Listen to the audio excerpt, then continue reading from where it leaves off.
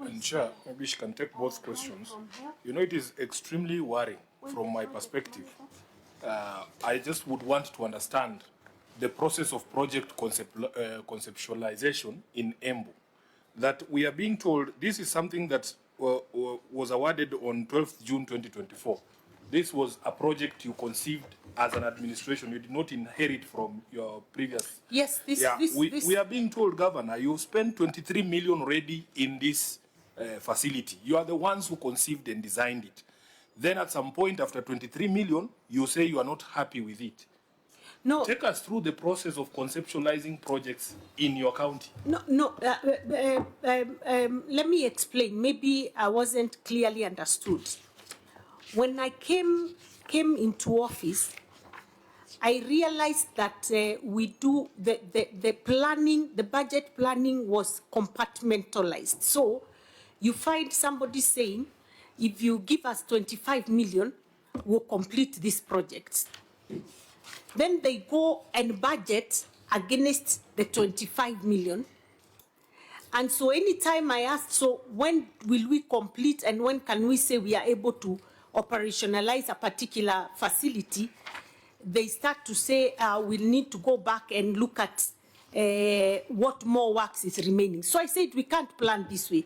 This is not the way we budget. We must have an end-to-end planning and then budget against that end-to-end plan so that we know if this financial year, if you're doing a multi-year budgeting, you know that if we give 23 million, we'll achieve this percentage of completion. If we give another, and to complete fully, we'll need 60 million, for example. So we'll need 23. The next financial year, we'll do another whatever amount. So I had a problem with the way the department had been doing things in the past, and that is why we found 85 projects that had mushroomed everywhere, but they were not complete because they were giving 1 million, 2 million. It's a dispensary. You have budgeted 2 million for a dispensary. Clearly, you can't. And then we also agreed we must have a prototype dispensary. So when we say we are building a dispensary, it's in our minds. We already know this is the amount likely to be spent to finish a dispensary. In our case, our prototype dispensary to completion before equipping is coming to about 12 million. And we were happy with the design and we approved it. So this has been work in progress, and we had system failures that we needed to sort out and also change the mindset and the thinking of the planner so that they can be planning end to end. And so part of the reason Governor, part of the reason I stopped Gategi was, number one, I wasn't comfortable with what it is they were saying they would achieve with the first 23 million. So I said, even before you finish that first phase, can I see exactly what it is you're going to do with this money? Can I also see what the entire project is going to cost? So we went back on the drawing board. And it was just a few months and we were back again. And as I said, and I welcome you, please come and see. It's a beautiful project that Governor, is nearing completion. The answer that we are still looking for is, as per the contract, when do you expect to complete it? As things stand now, what percentage of it is done? We actually at over 60%, because in December when I went there... So if 23 million is 60%, and we put more money in this financial therefore means that budget, it will come to 40-something million. It's likely to go to about that amount, but can you allow me to give you the exact figures so that I don't mislead this committee and the exact percentage, because I was there in December and they were moving pretty fast. Because in so my that view, I give an up-to-date in my view, report. if I was the professor sitting next to you, that would be the answer I would be looking for, not the background. I would be looking, fine, tell me why you suspended, but thereafter, we are at this percentage, this is our expected completion date, this is our expected expenditure, we have the money in the budget, and I assure the people of Gategi that we are completing this by 10th of March or whatever date. That's as simple as that. Unless members, you are looking for anything different from that. I will give that information if you'll allow me. I'm sure it is readily available with my team. If you had presented Our it, project manager, unfortunately, Governor, if you'd have presented it as your written responses, we would have moved on to the next issue. So Yes. that's just for you to improve Yes. in terms of providing factual responses Yes. to the issues raised by the Auditor General. It will allow us to take a shorter time and not to do an audit here. Senator Sifuna? There is another red flag, if I can call it that, you know, I'm not an expert in construction, but you cannot approach a construction project. You know, 23 million is not pocket change. It's very serious money. You cannot approach a construction project in the manner in which the governor is explaining. That people come to you and tell you, if you have 23 million, we will do this thing. I thought people come, like I have built a Simba at home. They come and tell you, this is the design of the project. You will need X number of bags of cement. You will need X number of mabati. And a BQ is prepared so that you know that this is the cost. From the design, from the architect, from the quantity surveyors, they will tell you everything that is required. But in Embu, you are telling us, it's like when I go to the butchery there, and they ask me, unataka nyama ya ngapi? I say, niko na 20, wanakukatia. Senator, maybe you didn't, maybe I didn't explain myself in the manner for you to understand. I said... Governor, yes, Governor. Yes. We had agreed as a committee that this meeting was going to run up to 2. But it is taking longer because you are over-elaborating, with due respect. And, I mean, there's nothing wrong in providing more information. Let's be more specific and direct.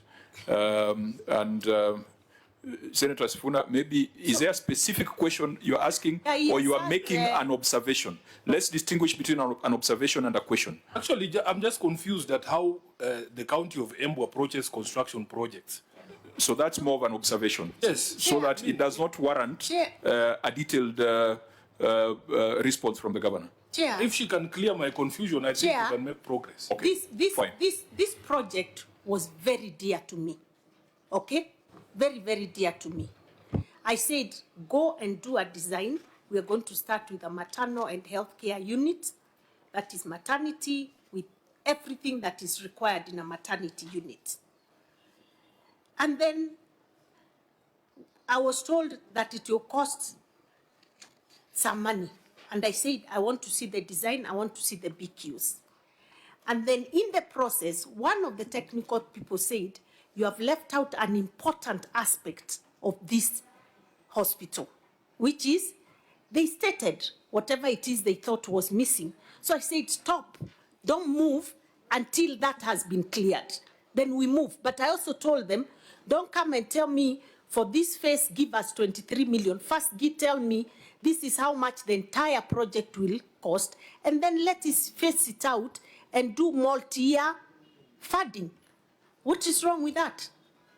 Governor, are you as a governor involved in design, BQs and procurement? No, I'm not. But I have to know what it is I'm financing. That is a narration and impression you are giving us. And that's why I'm saying, let's focus on the audit queries, because the elaboration is going to invite a lot of problems. Chair, you know, we were with you in Turkana. These are critical matters. And, you know, when the public accuse us of not doing our best to make sure public resources are properly utilized, I can understand your impatience because of the time. But on this one, please just allow us to do this. We went with you to Turkana, and we were shown a construction project where they told us they had pumped 30 million Kenya shillings into. Chair, just from a cursive, just from you just visually seeing that structure, you can tell that that is not 30 million. You can tell. So even this one, and Chair, I want you to see it. Which one? This is 23 million at... Can I see? You told us you know it. No, but I want to see how it looked at the time they took a picture. Governor, I am chairing this meeting. Allow me to chair the meeting. Let Senator Sifuna ask the question. You will respond. This laptop belongs to the OAG. It's not Sifuna's laptop. They have told me that this is Gategi Health Center, this one, where 23 million has been put in. Can I see? You know it. No, let me see the picture. Oh, the only person who needs maybe to the see building is different from the one I know. Clerk. Is there anything wrong with me looking at the picture? Oh, I'm the one giving directions. Clerk, you can share that picture with the governor.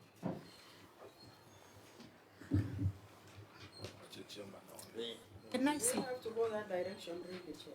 Well, No, let me the see. governor has demanded to see, so I Please, have let me see. I have no Let me problem see. sharing that. Let me see. Just scroll up and down.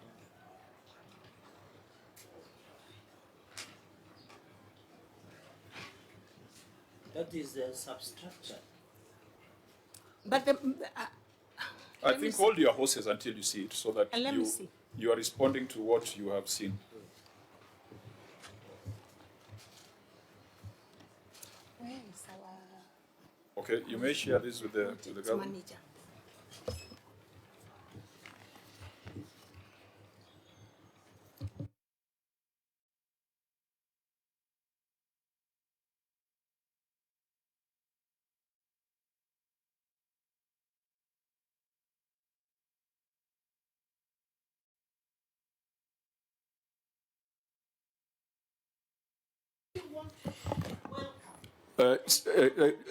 Just a minute, Governor. Is that the project?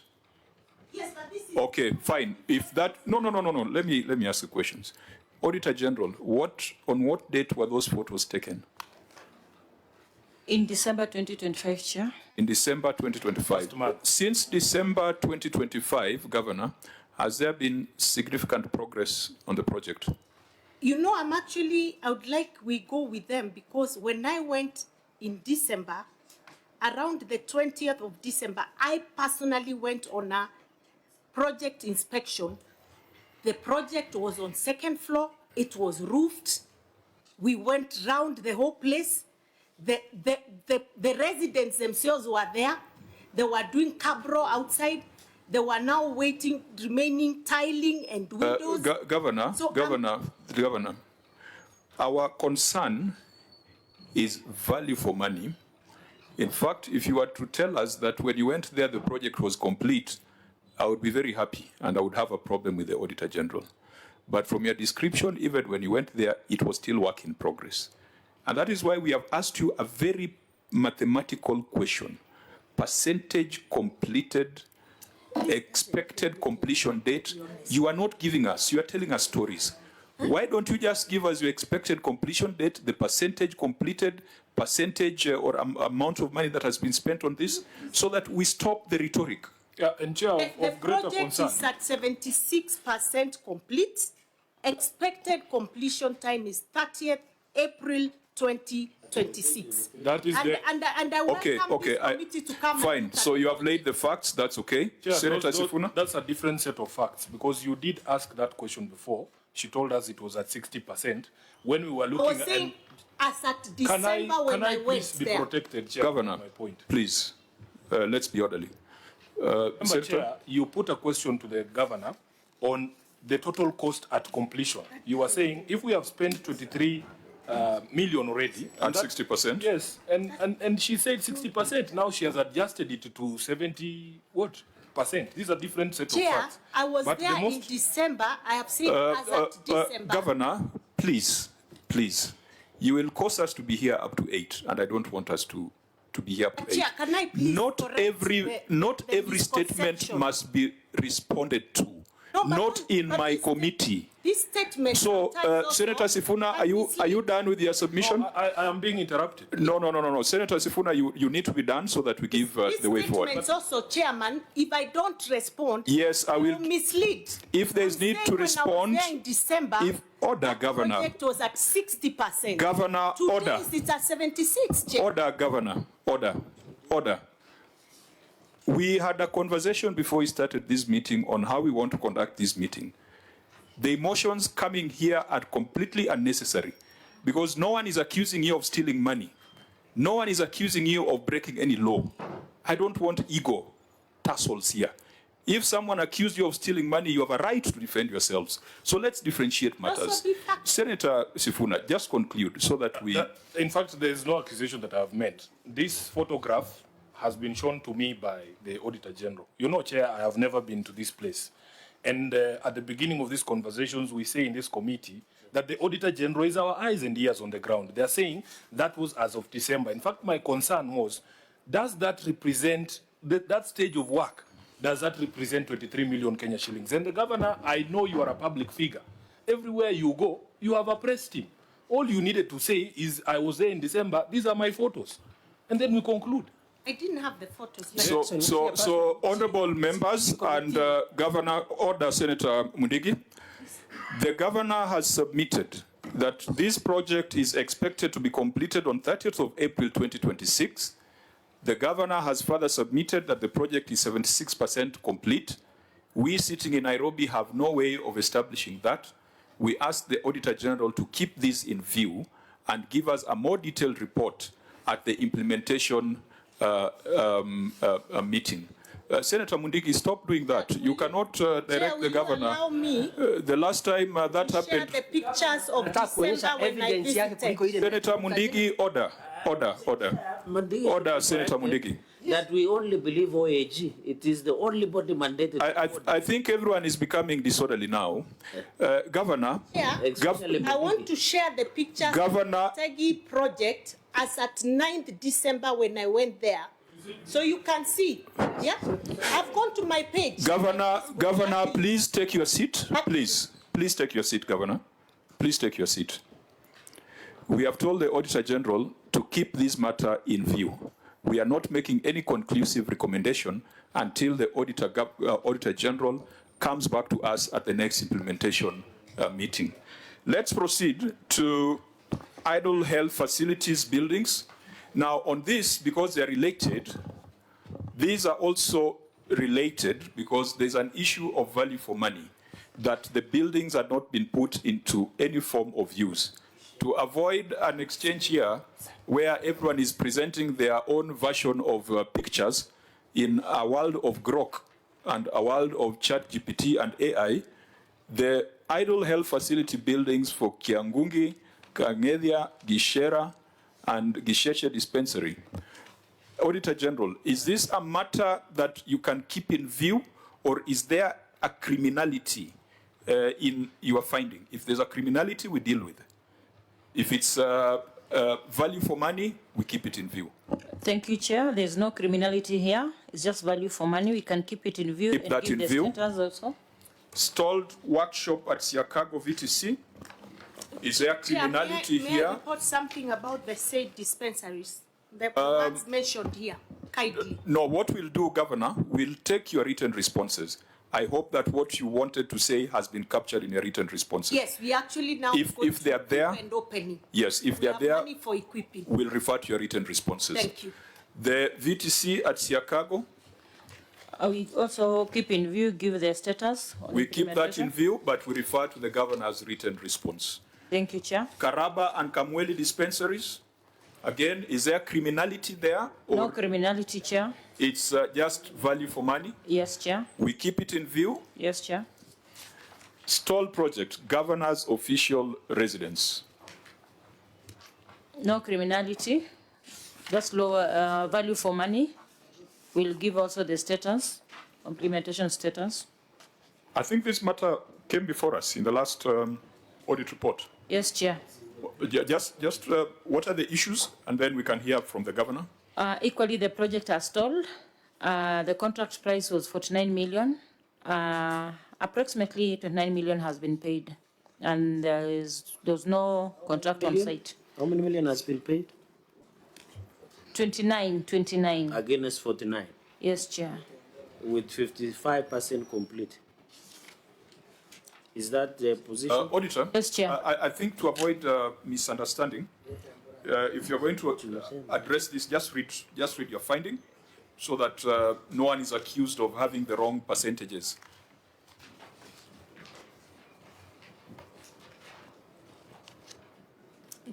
Thank you, Chair. Stalled project Governor's official residence. As previously reported, the County Executive entered into a contract for construction of Governor's residence with a firm at a contract sum of Kenya shillings 49,703,439 on 8th March 2021. The contract period was to run for 72 weeks with expected completion date of 8th September 2022. The county executive was required to allocate funds and prioritize construction of houses for the governor and the deputy governor on public land in accordance with the specifications therein before the stated deadline. However, at the time of audit in September 2025, the governor's official residence was not complete, and the last certificate of work done revealed that the project was 55% complete. The project appeared to be stalled since the contractor was not on site. The building is deteriorating and the wood used has started to rot. Requests for an engineer's opinion on the status of the building were not provided for audit review. No evidence was provided for review to confirm whether the contractor had sought for extension of contract period or default notice issued to the contractor by the county executive. In the circumstances, management was in breach of the SRC circular of 20th May 2019, and the public may not have obtained value for money from the stalled project. I submit. Governor, I want to recommend that you read your written response. In view of the auditor's observation, the governor's official residence was not complete. The contractor acted in breach and the contract was terminated. The management is planning on budgetary allocation once funds for completing the towards funds for completing the facility and bringing it to use. I have a letter for termination of contract. I visited that particular site, Chair, and I want to say I don't even think it was 55% because the amount of work that had been done and the amount of money that had been paid out did not add up. You feel there was some criminality in... we had a problem with the that? contractor because let's just say there was no value for money. Would we be wrong to recommend investigations into this? Because if you have problems with the 55%... Certainly, you can investigate because I feel that that project was not properly implemented. Honourable members, is there anything more to add beyond investigations? You have said 29 million has been paid against 49 million. Governor, after this termination of contract, did the contractor accept or he or she has moved to court to challenge the termination? What is the position? Because in as much as you recommend for prosecution and we don't have the contract document here, whether the contractor has agreed to vacate the site and agreed to termination or he has challenged the chief officer can comment on that. Chair, perhaps this is one of the reasons why we as a Senate, in our wisdom or lack thereof, advised that we do not begin new projects before we complete such existing projects. Because you can see, already they're saying over 29 million shillings has already been paid, and they're telling us the building is just rotting there. That is money that could have gone to help the people of Embu. So this is some of the reasons why we were saying don't start new ones. Just let's complete these ones first to get that value for money. Yeah. So I mean, it's one thing to terminate a contract, but it's also there's also a duty that if money was paid for no value, that people must be held to account. If there's an officer wanted to explain something. Yes, the chief officer. Yeah, make it very brief. He was responding to Senator Cheregai's. Yes, I want to confirm that the contract was terminated and after due process of RU, and the contractor did not come back, did not respond, he just went away. So by action of the RU, I think he has no case to come back. On the payment that was made. The question was, are you aware whether they have challenged in a court of law the issue of coming back? No, or no. There is no. So the time has lapsed? Yes. Okay. So you can now re-advertise for a new contractor? Yes. Okay. OIG, are we still disclosing contingent liabilities under accrual? The management is supposed to be disclosing, however, it was not disclosed, Chair. Yeah, because I see it's all blank, even though this would not be a contingent liability because there is no evidence that anything has been filed. True, Chair. Okay, honourable members, we on that particular matter, we'll be recommending that EACC looks at the 55% but also encouraging the assembly to provide budgets if this is part of the county's priorities. But if the governor has a nice house where she's staying, then she can continue staying at home.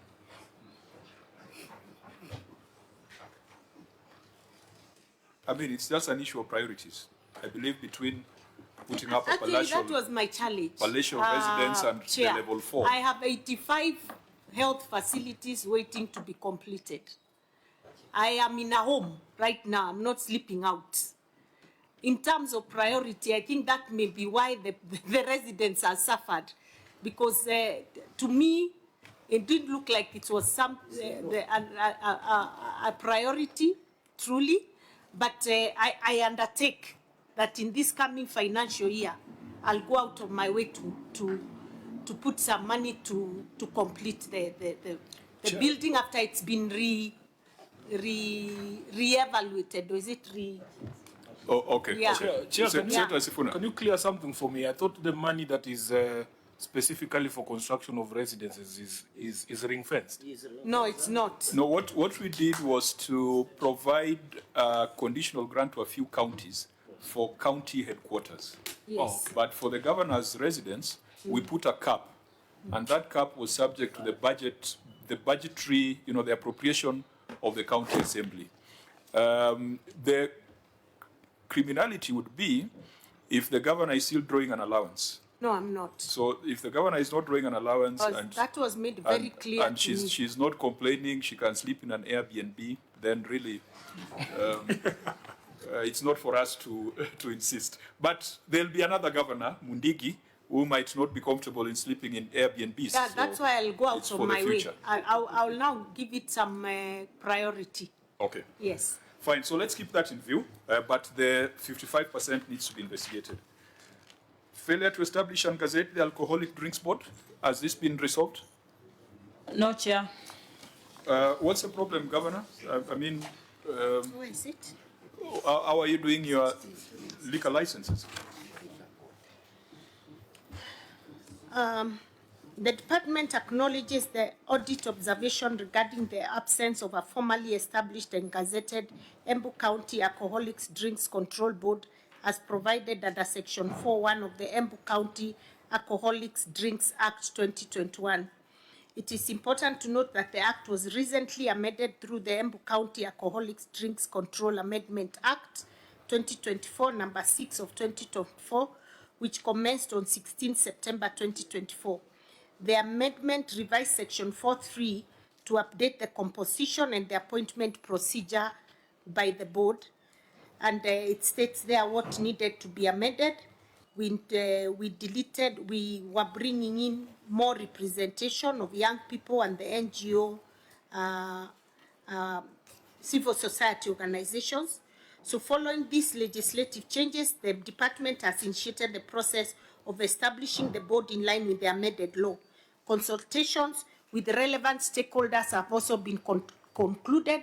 A draft list of nominees has been prepared. These nominees will be formally presented to the County Assembly for consideration and approval, after which the appointments will be gazetted to operationalize the board. What timelines should we be working with?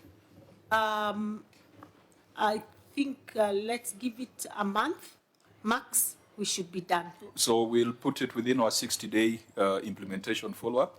We keep that in view. Yes. Failure to surrender interests, the Auditor General says 5 million is still outstanding, but is there evidence that recoveries have been initiated? Yes, Chair. We looked at the payroll. It's being recovered. So we keep that in view as well. Irregular engagement of casual employees. On this, Governor, the question we had in mind is that you have guidelines on hiring of casual workers in Embu County Public Service, which states that a casual worker will not be engaged for more than 1 month. And I thought that the national policy puts it at 6 months. Am I right? Someone 6 or 3. someone introduced themselves as chair of the Public Service Board. No, I'm the county secretary. You can respond to that. What is the national Usually guideline? casuals, I believe, is 3 months. but I can confirm that. It's but 3 months. So it's why, usually why, 3 why, months. of course you are not bound by circulars from PSC Yes. because you are county governments. Why did you, in your wisdom, bring yours down to 1 month? You were just curious about This that. was a document of the County Public Service Board, and actually I had not seen about the 1 month, to be frank. I knew it is 3 months, even in our discussions with them, it was supposed to be 3 months. I am actually noting this now. I had not seen the So 1 then, month. what did you look at this now, report? on this matter, Honorable Chair, actually the 442 staff are not newly recruited staff. These were staff that had been previously engaged by the hospital boards, and they were getting paid through the manual payroll. So when the government directive came that we have to put everyone into the IPPD, then the board advised that... sorry, County Attorney, County Secretary. Secretary, yes. County Secretary. Yes. The basis upon which the OAG says you are not in conformity Yes. is your guidelines on hiring of casual workers. Do we agree that that is a guidance in EMBO?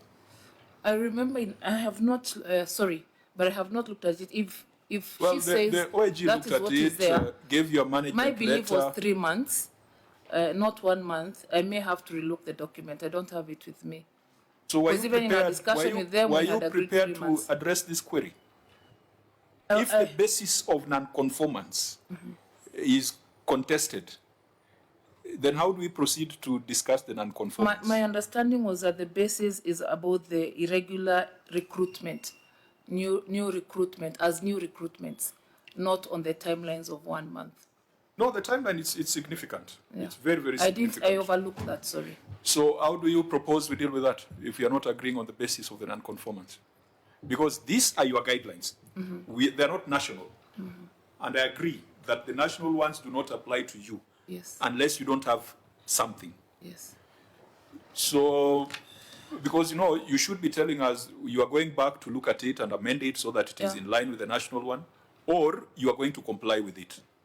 But 1 month may be 1 month difficult. is impractical. Yes, it is. That's the point. It is. But it is what you have.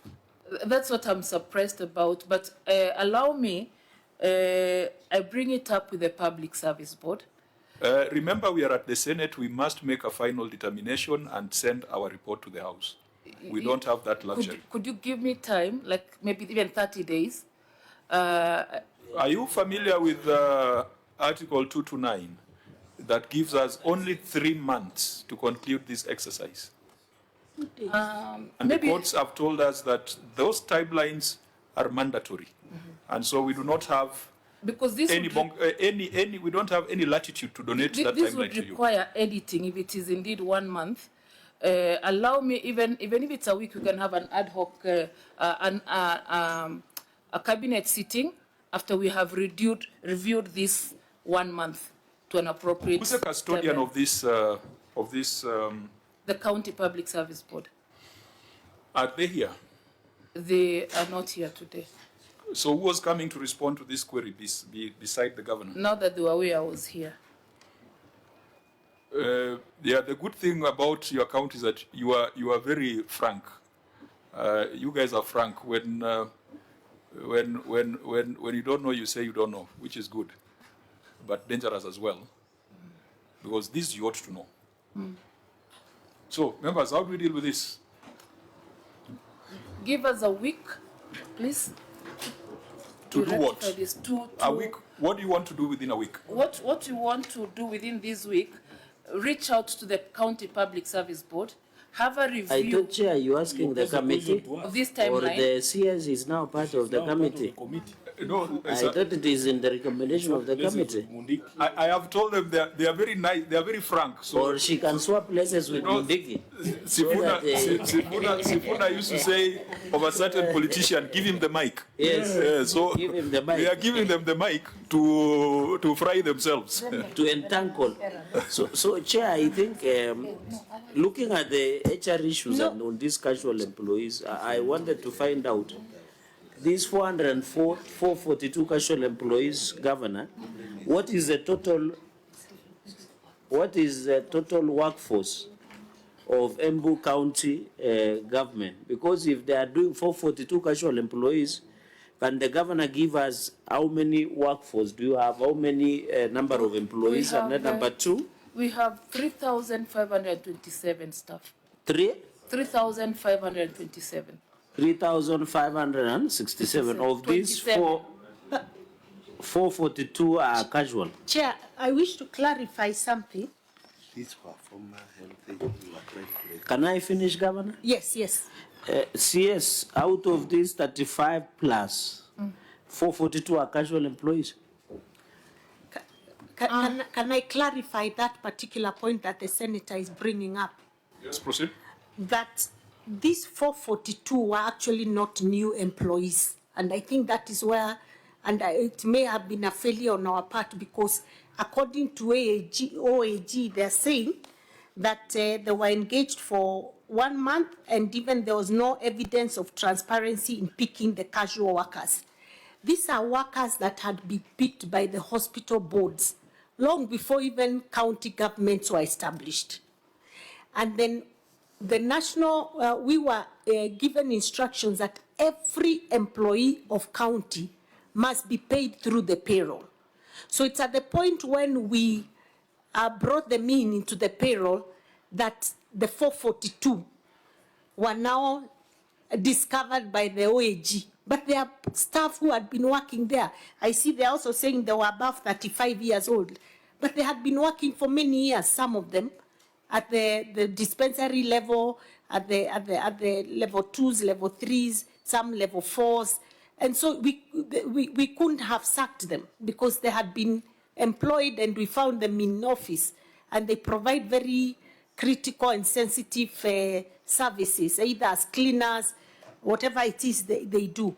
So that's how they ended up there. But I also want to say there's a very big, there seemed to have been a what word can I use? The Public Service Board went ahead and gave 1 month under the basic guidelines of hiring public casual workers. Yet at the point when we brought them in, we gave them 3 months contract renewable. So that's, I think, the thing we need to go and clear with them and come back. And I think that can be done in a record 1 week. Governor, maybe for us to understand, because in our earlier briefing, we realized that there were very many issues relating to HR. Even issues of lack of annual recruitment plan, that's a responsibility of the board. Yes. Issues of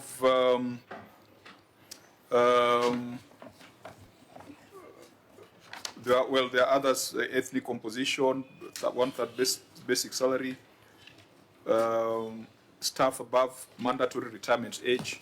The Public Service Board that you have, is it a board that was established during your time in office, or you inherited it? No, I inherited it, but we now have a new one that came in December. In December of last year? Yes, it was a very problematic. Would you attribute that to the kind of scenarios you're seeing here? Yes. Would you then give us an assurance that going forward, things are going to improve? In fact, they are already improving. We have a board that is more responsive to the issues affecting the government, and that is really working hard to streamline things. So going forward, I am sure you'll see a different picture of things. Fine. So, honorable members, these HR issues, we keep them in view. We look at the written responses. If they're satisfactory, we can resolve the issues. If not, we are going to give fairly strong recommendations, because the human resource is one of the most important resources in county governments. I want us to go ahead to, there are quite a number of issues there where we can base our recommendations on the written responses, but there's one that we must test: non-compliance with the law on the County Appropriation Act 2024. Auditor General.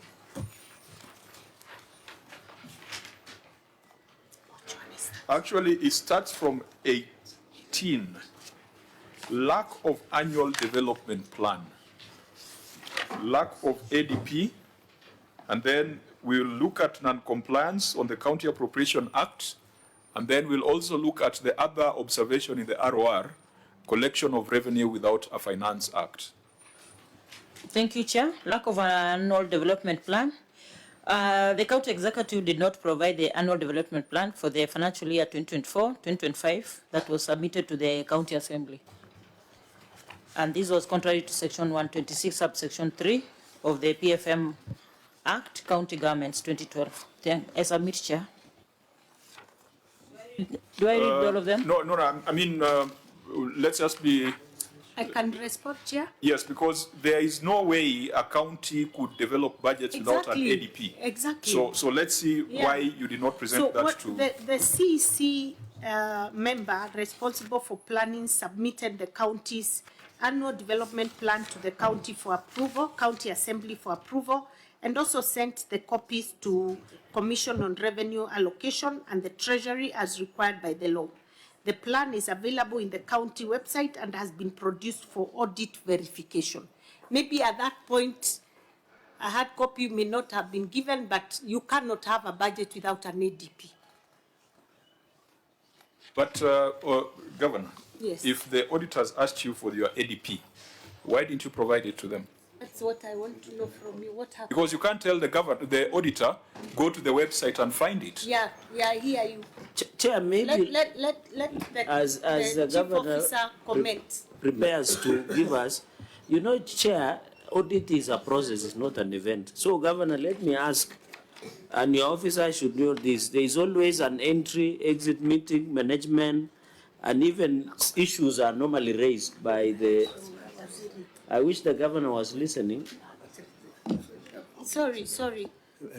Chair, my only concern to your team and yourself, if there is entry, exit meetings, management, letter, all those issues are raised before the close of any financial year under review. My simple question, because in this annual development plan, which is a normal policy issue, and you know, non-provision of documentation under Public Audit Act is an offense, my only concern is, do you normally, you yourself or even your officers meet the OAG? Because if this issue had been captured in management letter, they would not be escalated to become an audit query. Do you normally meet with the OAG? You know, Senator, I've been very strict about the issue of entry and exit meetings and response to management letter.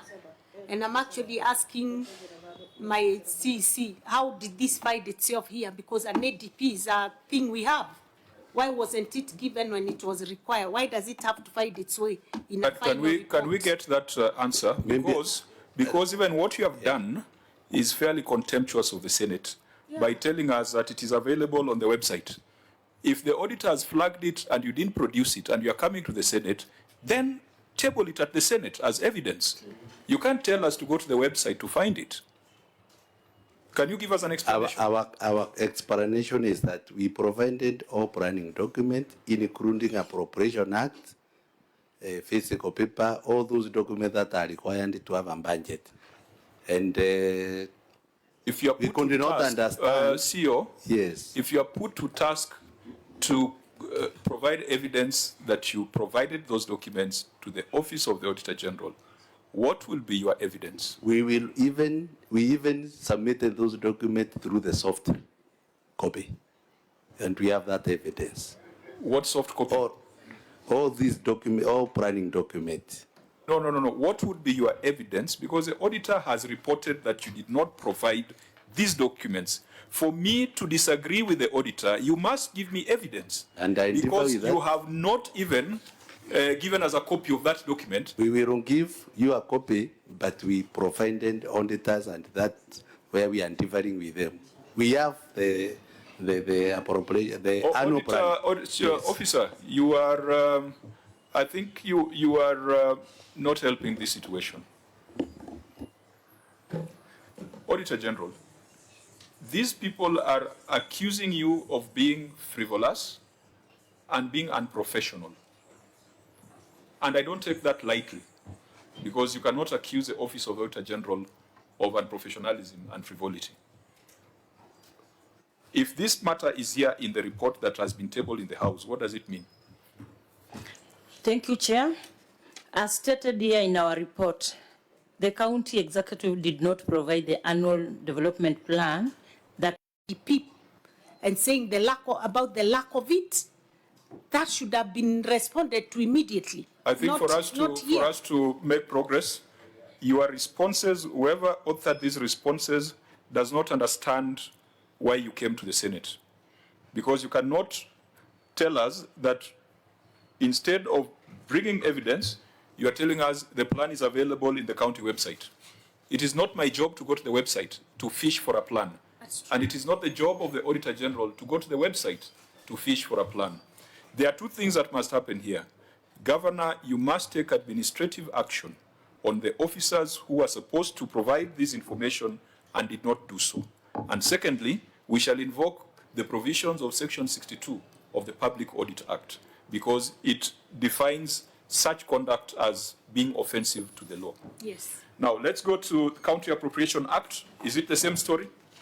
Yes, Chair, thank you. The county did not provide to us approval from the Speaker of the County Assembly to the Executive Committee member granting authority to withdraw from the County Revenue Fund an amount of 606 million and 290 million for recurrent and development expenditures respectively. So, Governor, in responding, could you just help us by showing us the appendix with that approval? Yes.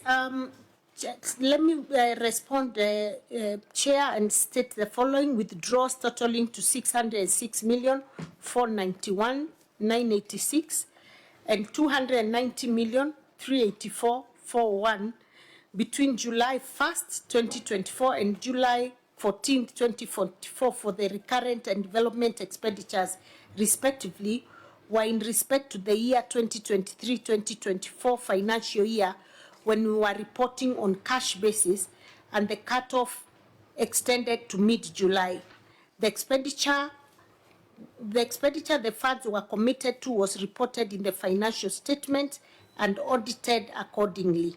The cutoffs have been presented to auditors for verification. Usually, Chair, at the end of the financial year, sometimes the Treasury, especially if they know they have delayed the exchequer, grants us an extension of a week or 2 weeks window to be able to make certain payments with the monies that they may have given us towards the end of the financial year.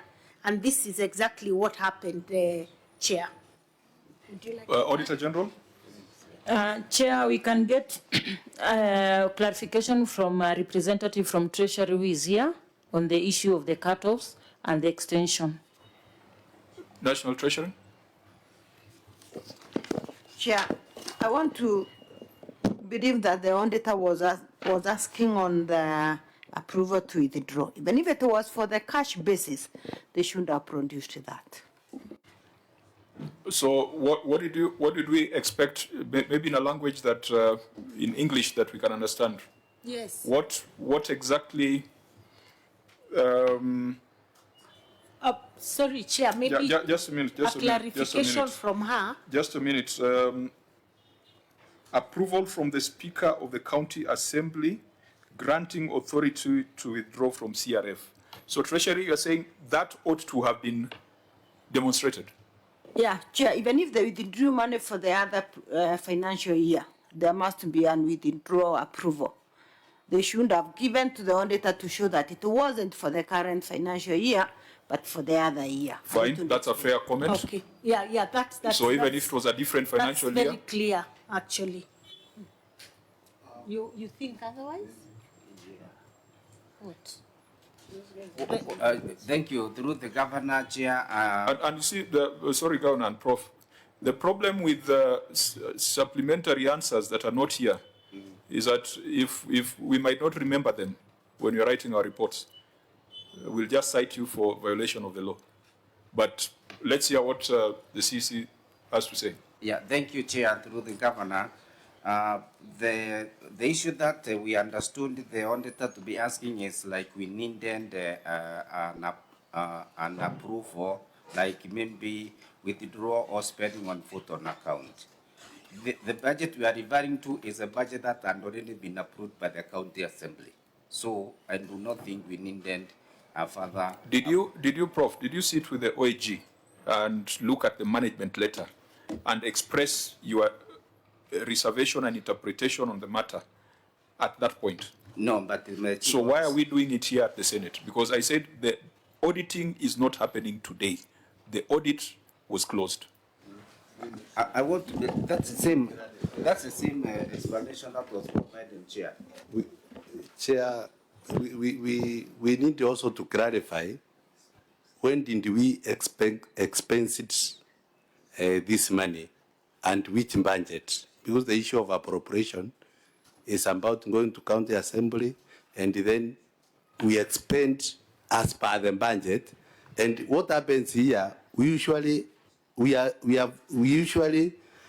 process our payment by the end of June, and because the money is usually released almost by 30th or just near the end of the month. CEO, yes. You are taking us to the trees, we want to see the forest. Treasury has said that even if it was for the prior financial year, there ought to have been some authority. Why didn't you provide that? That's where I'm coming in, and I'm explaining our processes. We process payment as at June, waiting for money. So our payment are usually in our IFMIS and IMB in internet banking. So what we wait, and we already put by closer of 30th June, we do our request to COB. Now COB releases that money in July. So ours is only to pay to the various beneficiaries. How can that be go back to approval to the speaker? You are answering questions in your head, not the questions that are before us. Chair, Governor, I think I'm here. Governor, Yes. Governor, your written response here says that the payments were for a different financial year, and therefore the approval of the speaker on an appropriation bill that came into force on 15th July 2024 does not apply. No, and you're getting it wrong, Chair. Let me kindly, respectfully correct that perception. Fine. What happens with the county governments is that, we get sometimes very late exchequer releases. Towards the end of the financial year, Treasury will tell us we'll probably release some money to you next week. And then they don't release. But we start processing the payments in readiness, so that by the time we get to 30th of June, we have started the processing awaiting COB. So when the money is released by Treasury, then we usually seek for extension for us to be able to make payments against the previous budget, not the current. That is why we do not need the Speaker's approval, because you're not dealing with the current budget. You're dealing with the previous budget. I'm with you on the same page, the exact same page. Yes. And that is what the Treasury has clarified. Did you have the Speaker's approval to make payments for that financial year where there was an extension? Definitely yes, isn't it? Yes, we did, because it was already passed by the Assembly. Why didn't you provide it to the Auditor General? Because I do not imagine that you withdrew, you spent for an entire year without the Speaker's approval. That is unreasonable, isn't it? Just let me ask a question again, maybe out of ignorance.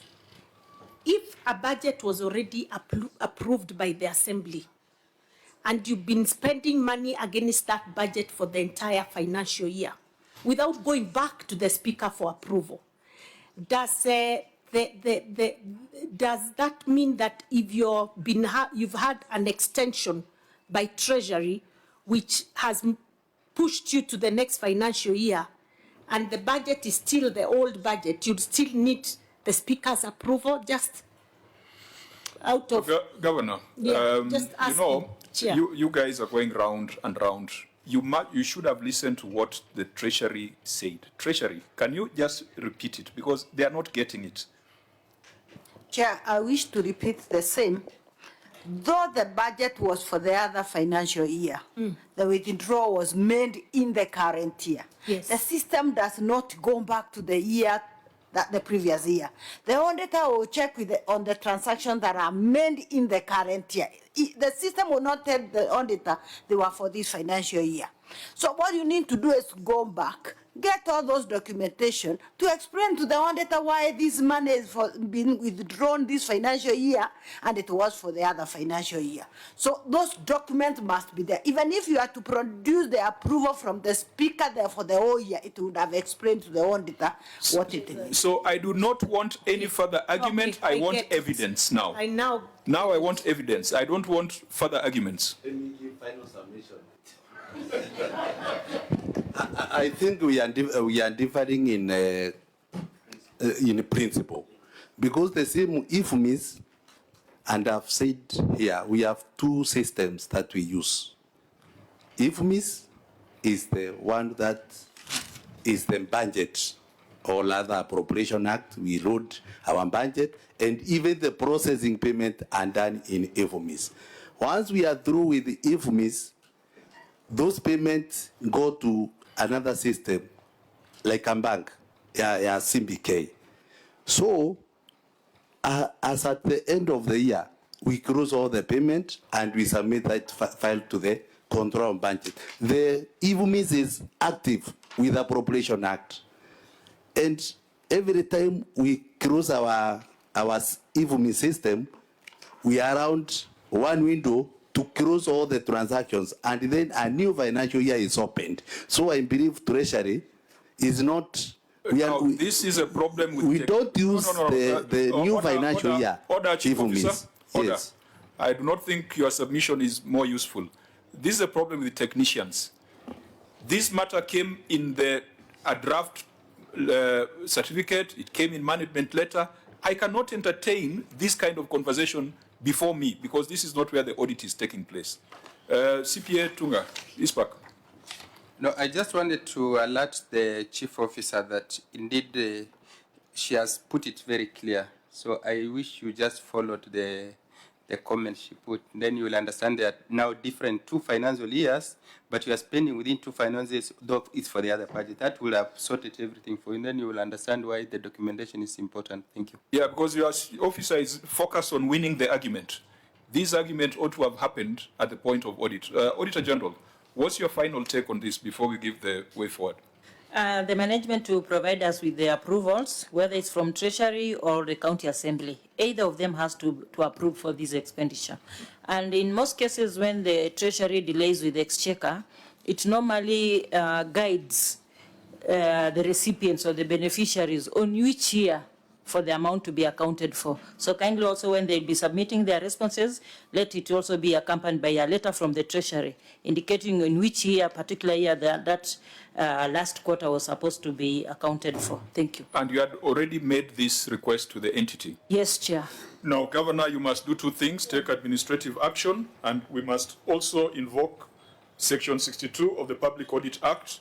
But since the technical people are having different shades of grey on how this should be, we can allow 7 days for those documents to be presented to the auditor so that we can close it, because we have just wasted 10 minutes that we should not have wasted here at the Senate. Senator Dulo. Chair, I just wanted to know whether this requirement is within the policy, practice, or the law, because I'm sure there are many counties that are doing, or rather they are in similar situation. Yeah, it is within the law. And that's why Treasury, if it has to delay in submitting or disbursing its money, it has to make a circular, giving the extension of the dates, then give a schedule, date and when the money has to go. So it is within the law that they should disclose the same, because if it's not explained, who will know which money was for when? So, for which financial Chair, they are confirming that actually that circular was made available, but then we should have made it available to the OAG. I think really that was is what was supposed to have been done simple. 15 minutes ago. 15 minutes ago, before we went into this long story. Now, again, tied to that, so we are moving from ADP not provided, Appropriations Act being queried.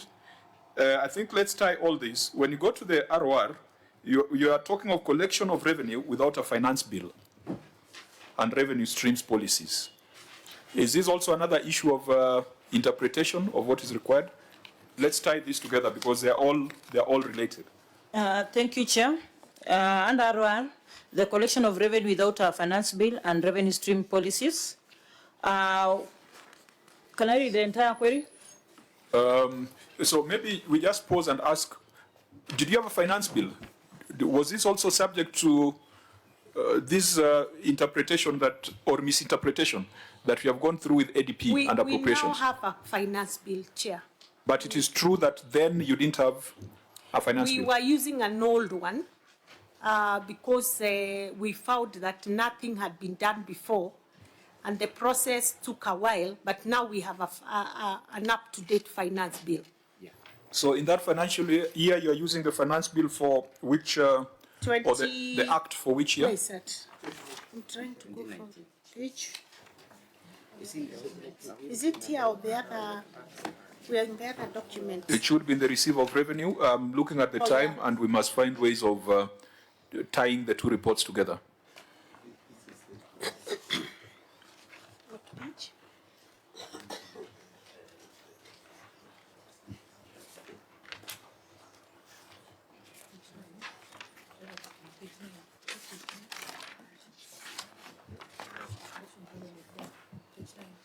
Page 9. Collection. Yes. During the financial year 24-25, the authority operated without an updated Finance Act as the Finance Act 2024 had not been enacted. Consequently, the agency relied on Finance Act 2019 to administer revenue collection. However, in response to emerging and evolving revenue streams, the authority expedited the review process, culminating in the enactment of Finance Act 2025. The updated Act now serves as a critical instrument intended to ensure the full realization of a county's revenue potential through improved alignment with current economic activities. In addition, the agency initiated a comprehensive exercise to identify, formulate, and develop critical policies across all revenue streams in collaboration with respective parent departments. This ongoing initiative is aimed at strengthening governance, enhancing revenue administration, standardizing operational procedures, and supporting sustainable revenue growth across the county. The initiative has been coordinated by the County Secretary, as annexed in the memorandum dated 18th July 2025, Annexure 3. Whereas the PFM, I think we have seen situations, Meru also had a similar situation where they could not convince the assembly to pass the finance bill. I think we also had a similar situation at the National Parliament. The only concern would be where you are using a finance bill that is older than your CIDP. Because if you're using the finance bill of 2019, I'm sure when you came into office, you came up with a fresh 5-year plan. We did. And which needed to be funded. Yes, and then we did a proposed finance bill, which went to public participation. And you're aware of the hit that was not only, that was across the country. It caught up with us at the county level. So we were unable to engage the masses on it for a while, because the environment was completely not conducive for us to go far with it. And so thereafter, we began now public participation. We finished on our part, took the bill to the assembly. They also started their own public participation until they finally passed the bill.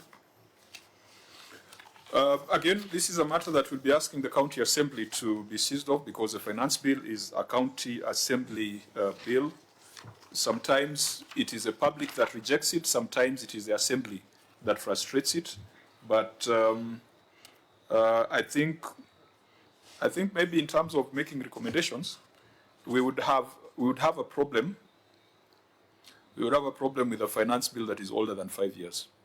2019, no, not older than 5 years, but older than your CIDP. That is problematic because you can't have all these grand plans and then the financing of it is not aligned. We have found a route into the ROR statement. And in the ROR statement, Governor, these members were a bit concerned that 50% of your revenue is coming from hospitals. And that even what you reported as a growth in revenue, that total growth came from hospitals. We would have expected that growth would come from other revenue streams because you are stimulating the economy, cash is flowing, and you're broadening your tax base and improving your efforts. In that year, you collected 919.6 million. Is that true? Yes. Is that the right figure you have? Yes, Eric. Yes. That's the right figure. 919,665,412. Yes. We are aligned on that figure. Yes. Out of which 497,318,867 came from hospital fees. Yes. What percentage is that of the total?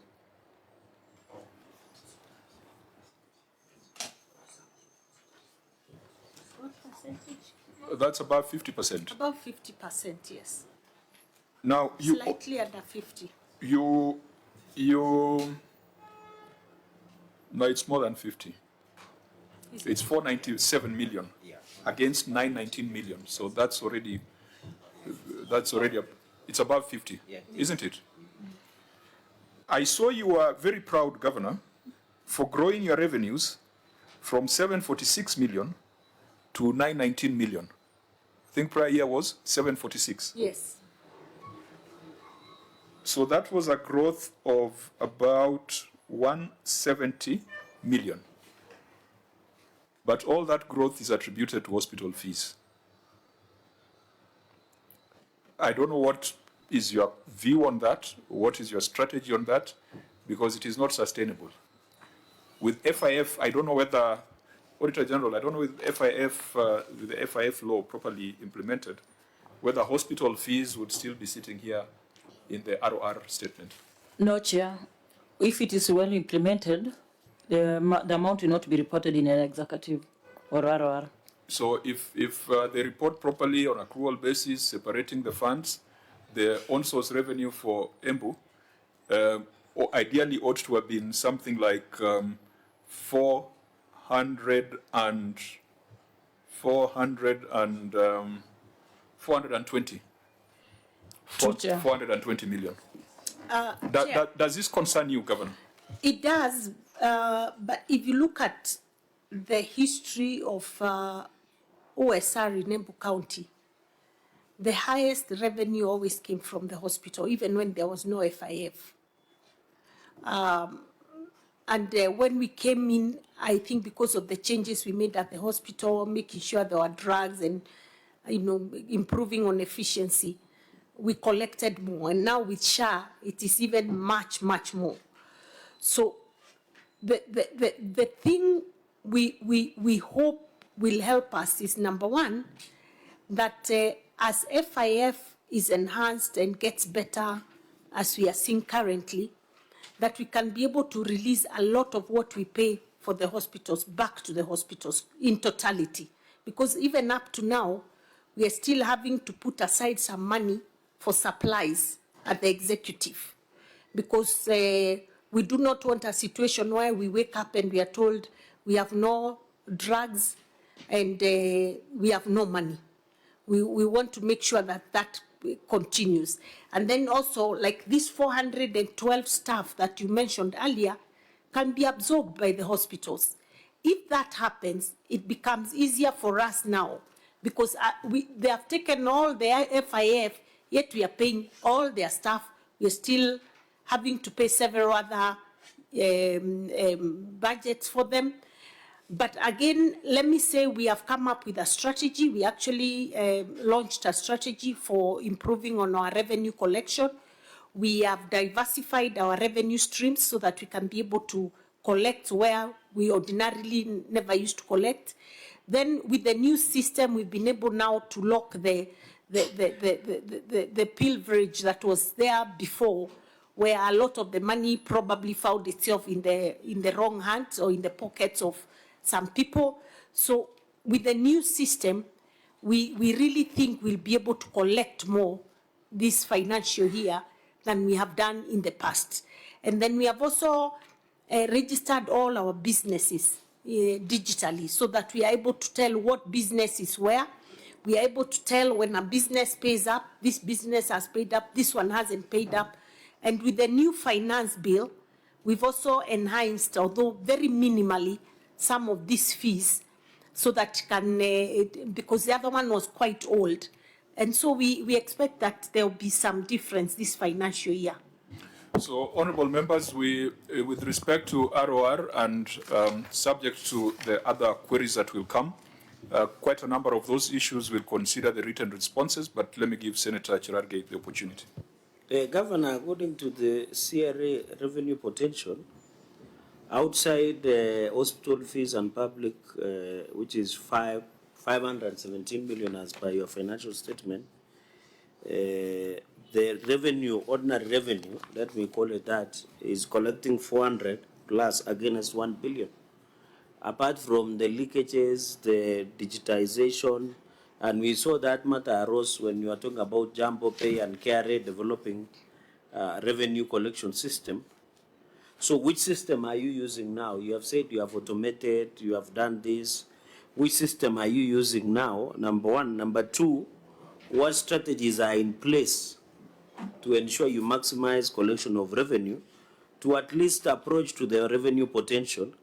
And then number two, specifically on land rates and land rents, do you have strategies like waivers and other strategies in place to ensure that any person within your urban centers are able to pay for their rates after at least giving them waivers so that you can collect land rates automatically? So what are in place apart from the leakages? Out of these 442 employees, who are these people who are collecting? Are you hiring more revenue clerks to ensure that efficiency, or you are just using the issue of the automation of revenue collection system to achieve the CRA revenue potential that has been given to EMBO of 1 billion plus against 400 million plus that is being collected? I have noted, Chair, in the response of the governor, that in one of our responses, she had indicated that it is because of, just a moment, that it is because of revenue fall that affected most of the, I think it was on the pending accounts payable. You had attributed that there was there was, however, an additional bill of 333,718,734 attributed to the shortfall in on-source revenue. So I don't know where you place that so that vis-a-vis the revenue potential plus the strategy in place to improve the collection of revenue within the county government of Embu. I yield back, Chair. Chair, let me say, first of all, the CRA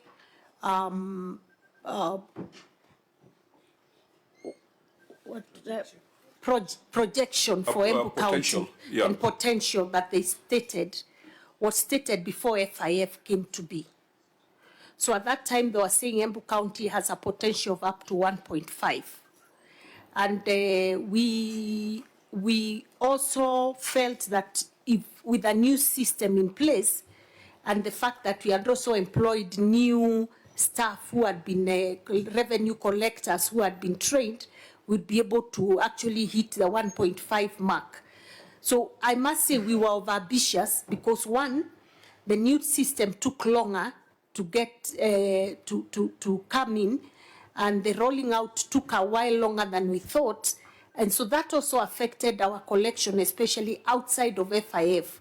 Number two, we had not anticipated at the time we were coming up with this that the impact FIF would have on the OSR. So, but now with that in mind, we are now planning outside of FIF. because we know FIF money cannot come to help us in the other projects. So we are working to make sure we improve on it. But just to be able to answer the issue of the system, allow me to ask our CEO Revenue Authority to explain a little about the system, in just 1 minute. Okay, make it brief. So do you have a revenue board? I've had authority. Yes, we do have Embu County Revenue Authority that we put together, put the board, employed new staff, ensured we cleaned up the mess that was there. Yeah, but let me also say, Senator, that that 400 that you're talking about had never been collected in the history of Embu County government. Outside of FIF, this is the highest that we've gone in terms of OSR. Before, even with FIF, with the hospital fee, it would hit about 350. So we've improved, but I want to say we still have a long way to go, and there's room for improvement. Okay. Was that the receiver of revenue that you asked to speak? Yes. Okay. Thank you, Chair, through our Governor. Chair, it is 3 years we embarked on getting the new system on board. This started way back in the year 2024, but then we finally managed to have a contract in April of 2025. And in April of 2025, Chair, we managed to do a tender, which was national, and the response was good. So when we onboarded the supplier, the service provider, we entered into an agreement where there were service level agreements that we came up with, and the milestones that the way they were to be implemented, and the rollout happened on July 11. And the agreement with the service provider is that we wanted him to automate all our revenue streams within a period of 90 days. However, it was not, we were not able to meet the 90 days. But then to date, I want to confirm that all the revenue streams have been automated. Now, we wanted, Chair, to leverage on that system because there were so many inadequacies that were in our previous system with the Jumbo Pay. And that's why we are confident that the 400+ million that we did under the local revenue sources, we should be able to get beyond that. Actually, our projection is about 700 million. That is what we are working towards. Thank you, Chair. Now, there are so many things we could talk about, but as I said, the audit was already done, and the auditors had more time. And the Senate has only one morning and afternoon to review the report of the Auditor General and take recommendations to the House. But the good thing is that in this year, we have built a system where once we have made our recommendations, we give you time to implement, and we review again mid-year. The issues around ROR, particularly the issues around automation and processes, systems, I hope that your responses are detailed enough to allow us to write a report and to come up with proper recommendations. Because if your written responses are weak, then we might crucify you for lack of information. So between the report of the executive, the report of the receiver of revenue, and the report of the county revenue fund, we have prosecuted the key issues that we thought related to lawfulness, related to effectiveness, or had a hint of criminality. And I think that on the basis of the responses that have been tabled by the governor, we could be in a position to do a report to the House. Unless there is a matter from the OAG that is extremely, extremely important, where you will need our guidance, where you feel that the county has not responded properly in writing. If there is such a matter, bring it to our attention.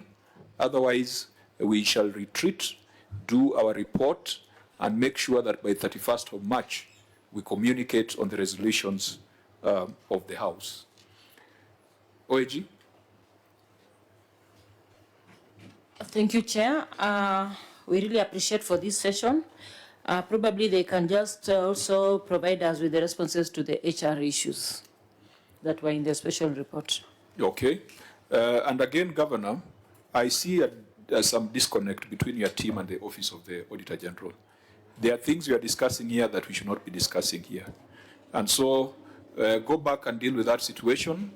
If you need to train your people, if you need to warn your people, because I feel like there's 1 hour we have spent here which we should not have spent. We could have discussed other more important policy and value for money issues rather than arguing on whether a document was provided or not.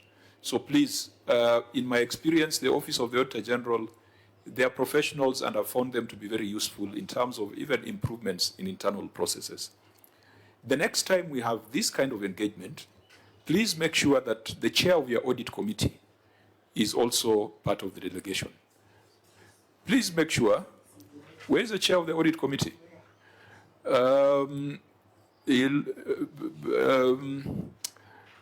Where's the Sergeant at Arms? Sergeant at Arms? Just give him the mic so that he introduces himself, because there's no need for you to have very, very qualified people, and the threshold for the chair of the audit committee is so high.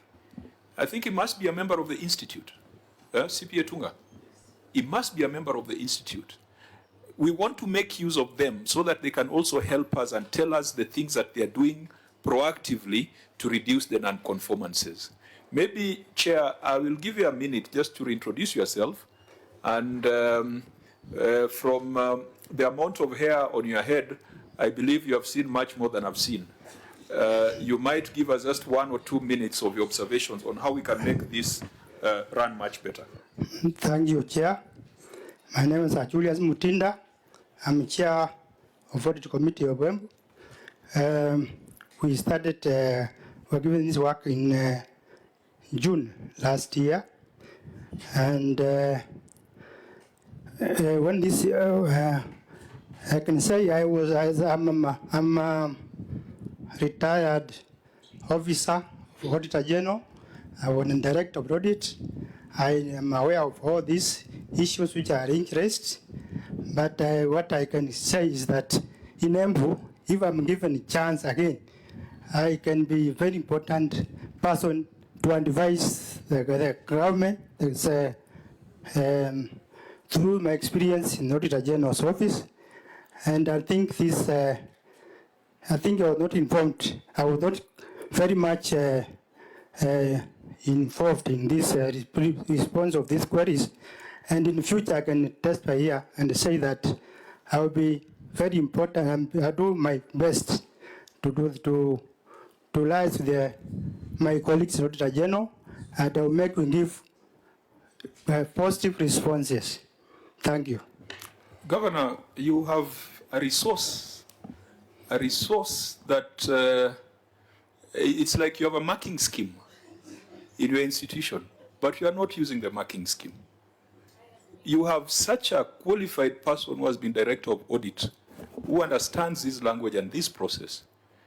Why would you not use that resource, even though they started in June? Why wouldn't you use that resource so that we have, look at some of the things we have here. ICT controls, you have 10 things. HR, you have 6, 7 things. Some things, it's like you are seeing for the first time while at the Senate. We just want to encourage you that these audit committees, they should not be decoration.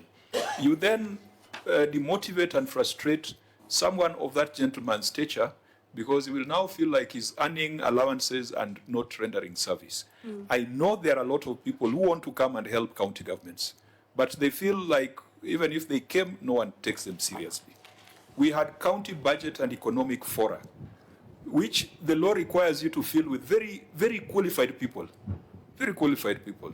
The CBEFs, I don't know whether they are still working in county governments. You have the audit committee with a very high threshold for the chair, because the chair must be a member of the institute. What about the secretary? Or this one does not have a secretary? Tunga. The head of the audit function is usually the secretary. That is internal audit? Yes. The internal auditor is a secretary. A secretary to the audit committee. And the internal auditor is also a professional. Yes. Either a member of ISPAC or the other institute. Sure. So why aren't you helping the governor? We are doing our best, and I think with the support of the audit committee and the management, these are improving. Because the governor should never come here and say that she's still unsure of her pending bills. And yet you have an internal auditor, and yet you have people who understand the audit process. So really, this is, Governor, I hope your officers don't take it personally. Yes. But No, I'm no, just encouraging. I'm just encouraging that utilize the resources that you have internally. They will make your life easy. You will come to Nairobi and will spend only 1 hour. Chair, you'll see a difference next time. I'm really going to make good use of this resource. Clearly, I can see it wasn't put into good use. If it was, some of these things would not have found their way here.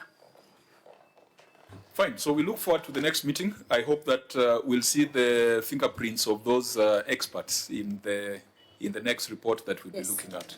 Thank you. We will then bring it to a close. I don't know whether the members of County Assembly who are coming made their way here, or they got the per diems and decided to do otherwise. That's a different matter. In terms of closing remarks, I think we will donate our time to the senator from Embu.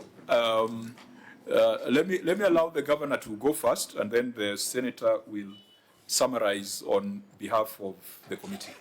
Chair, thank you very much. On behalf of my team, we want to appreciate the time we've spent together here, and especially so the value add that we've gotten out of this process, and also thank the OAG for their work. I think their work is what makes us do better.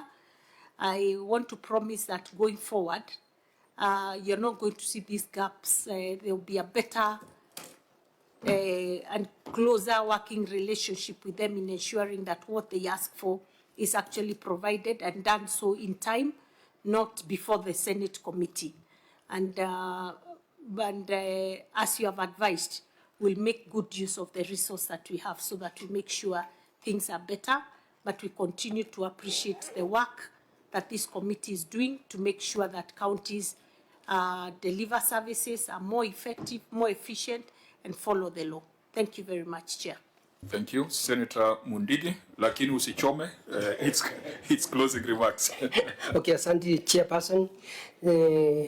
Committee hii ya audit mnafanya kazi nzuri, na pia ya Senate mnafanya kazi nzuri. Nimefurahia. Kazi ni upande ya governor, najua governor mchapa kazi, lakini najua after some month kazi itakuwa imepandilika, kwa sababu hata kila mtu ameona mahali ule amesembea kazini. Kwa hiyo ningeomba watu wa Embu County tusiangushe governor, tunajua vile anafanya kazi na vile anaumia. Kwa hivyo ule mtu afanye kazi, ningeomba governor, kama ni changes, kama ni mambo ya CEC ama ni nani, uende uangalie vizuri, uende ufanye transfer, kwa sababu mimi nikiwa hapa naweza sema ni nani anafaa aende na ni nani hafai haende, kwa sababu ni kitu ya aibu. Chairperson governor ni mchapakazi, lakini mambo ingine ni aibu. Tumeona hata Ndarok mnafaa wao wakifanya kazi na audit office. Nilikuwa na tatusi kidogo na audit, lakini nimeona mnafanya kazi nzuri. Kwa hivyo governor, tafadhali mkirudi wakati wengine, tafadhali, unajua mimi naunga nyinyi mkono, mtianguse Embu County.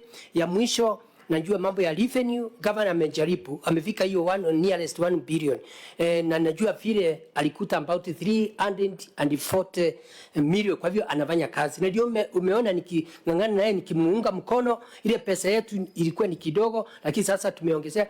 Chairperson, pia county zile ndogo, county zile iko na 4 sub counties, sio kama yangu, sio kama Omambe ama Nairobi, mwende muangalie county zetu ndogo zile 11, budget inakuja iweze kupatikana, ndio mambo ya pending bill iweze kupungua. Kwa sababu governor ile shinda alipata pale ilikuwa na shida nyingi sana. Mambo ya pending bill, wage bill Na umesikia hata banki watu wakuwa wanalipwa mshahara. Siku hizi nafikia ngava analipa watu mshahara.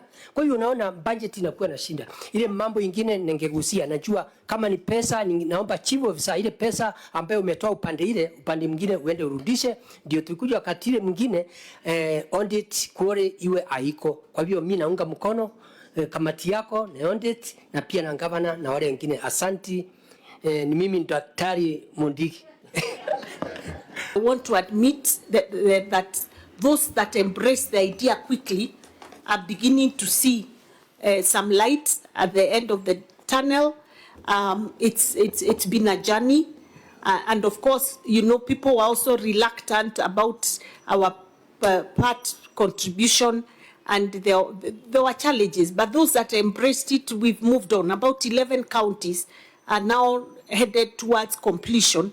And the beauty with it is that the national government has also decided that they will run with these 11 counties so that at least they make sure we operationalize so that there can be seen to be some real output and real impact with the first 11 counties as the others continue to implement theirs. I know there's some money also that has been provided for the other counties that are not yet received their 250 from national government.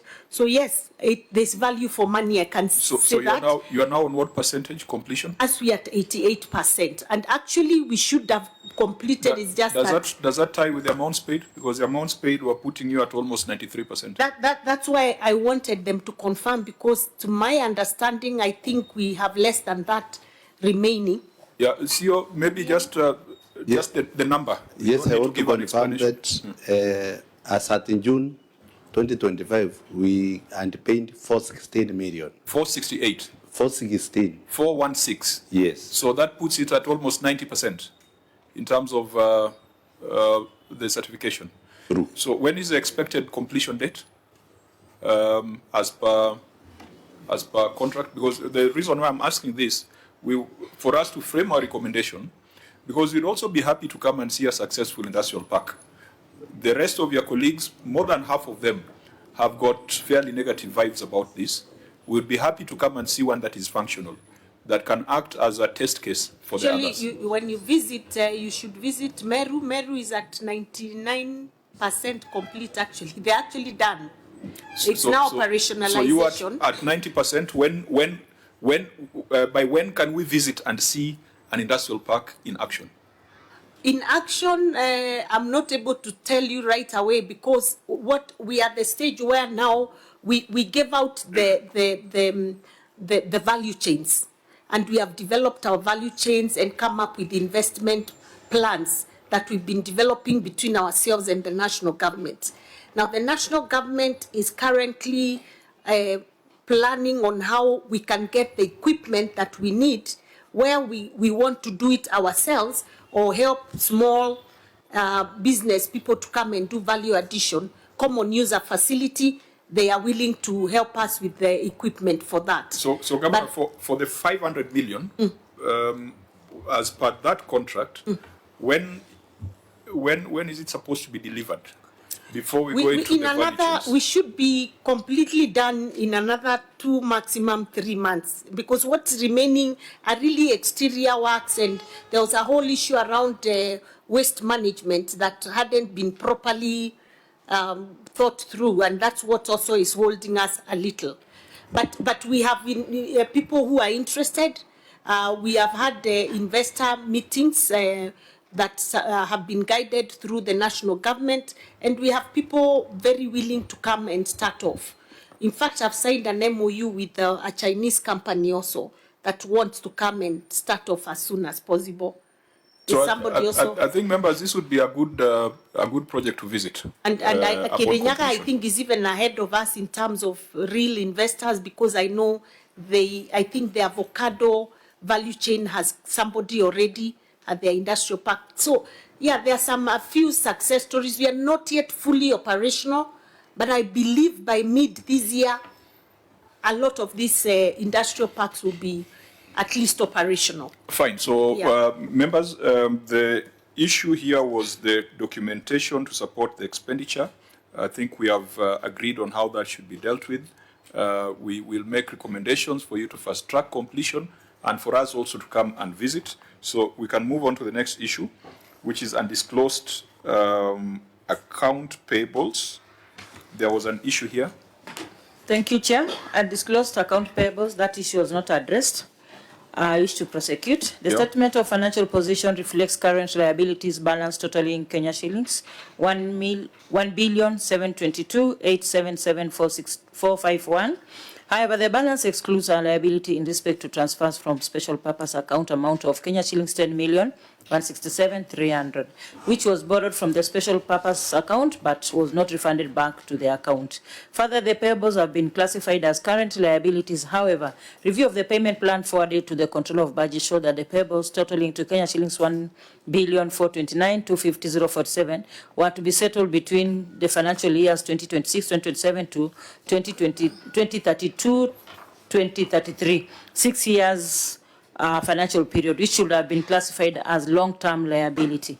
In the circumstances, the accuracy and completeness of the current liabilities balance of Kenya shillings 1,722,877,451 could not be confirmed. I submit. Governor. The schedules provided to support the figure 1,429,250,047 payable between 2026-27 to 2032-2033, a 6 years financial period, which should have been classified as non-current liabilities. The observation has been considered and shall be implemented in future reports, while the 10,167,300 was not a borrowing but an inter-account transfer, which was appropriately journalized and authorized. And there's a journal entry in Appendix 2A, Roman 2A. So there are two issues there. Auditor General, could you tell us your assessment of Appendix 2A and that response by the Governor? Chair, for the second portion on the issue of the non-current liability, that one can be KIV'd, will be considered in the financial year 2025-26. However, the 10 million, the way it was accounted for, because it is still in their books. One book is showing a receivable while the other one is showing none. It's up to them to do the reconciliation, Chair. Now let's speak in English. You have said 10 million was borrowed from the special purpose account but was not refunded back. Yes, Chair. And in the account, it's showing as a liability, a debt.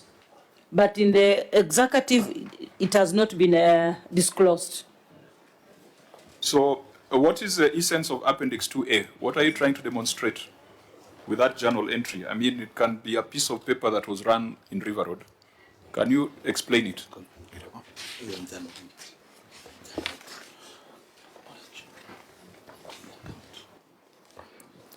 Thank you, Chair. Through the Governor. This was a transfer from one special purpose account to the recurrent account. The figure in our financials that indicated the amount transferred from the CRF, this was erroneously included there. Oh, wait a minute. Don't confuse us.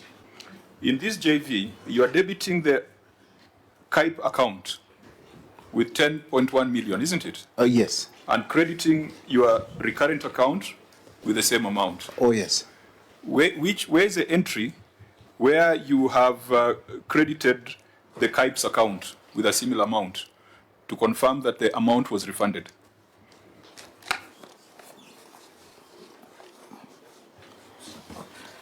Because this JV just confirms what the Auditor General has said.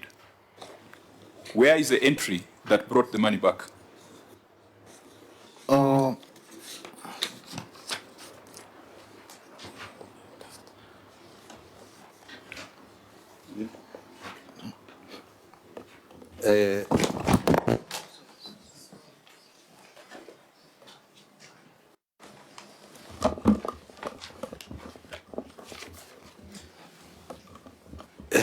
Chairman, what we are clarifying is we are dealing with the end of financial year, and we are saying that as that end of financial year, that that inter borrowing was not refunded, and in our financial that statement, is what you need yes, to either demonstrate or you say we agree with the Auditor General, and therefore we make recommendations. Because it was in term borrowing, to collect that, we will do contra entry. No, this is not a JV. This is not just a JV. This is cash moving from a special purpose account to which the monies deposited are monies appropriated by the Senate. KIPES is a conditional grant. And part of the conditions is for you to open a special purpose account, just like Flocker. Now, what you guys are doing is that when you run out of cash, you go and raid Flocker, you go and raid KIPES, you go and raid KDSP. And this is a classic example. And what will happen is, after we close the year... Isn't that, haven't I described the problem here? You are right. Is it legal? It is in term borrowing. That is part of cash management. No, it is not cash management. When we are approving money that goes to counties, KIPES is a specific column. And part of the conditions is that we shall open a special purpose account. And that special purpose account, you can't tell us that because you have run out of money for mandazis, let's go and pick from KIPES. We shall return on the day we have money for mandazis. It can't be like that. It can't be, it can't be argued using account and speak.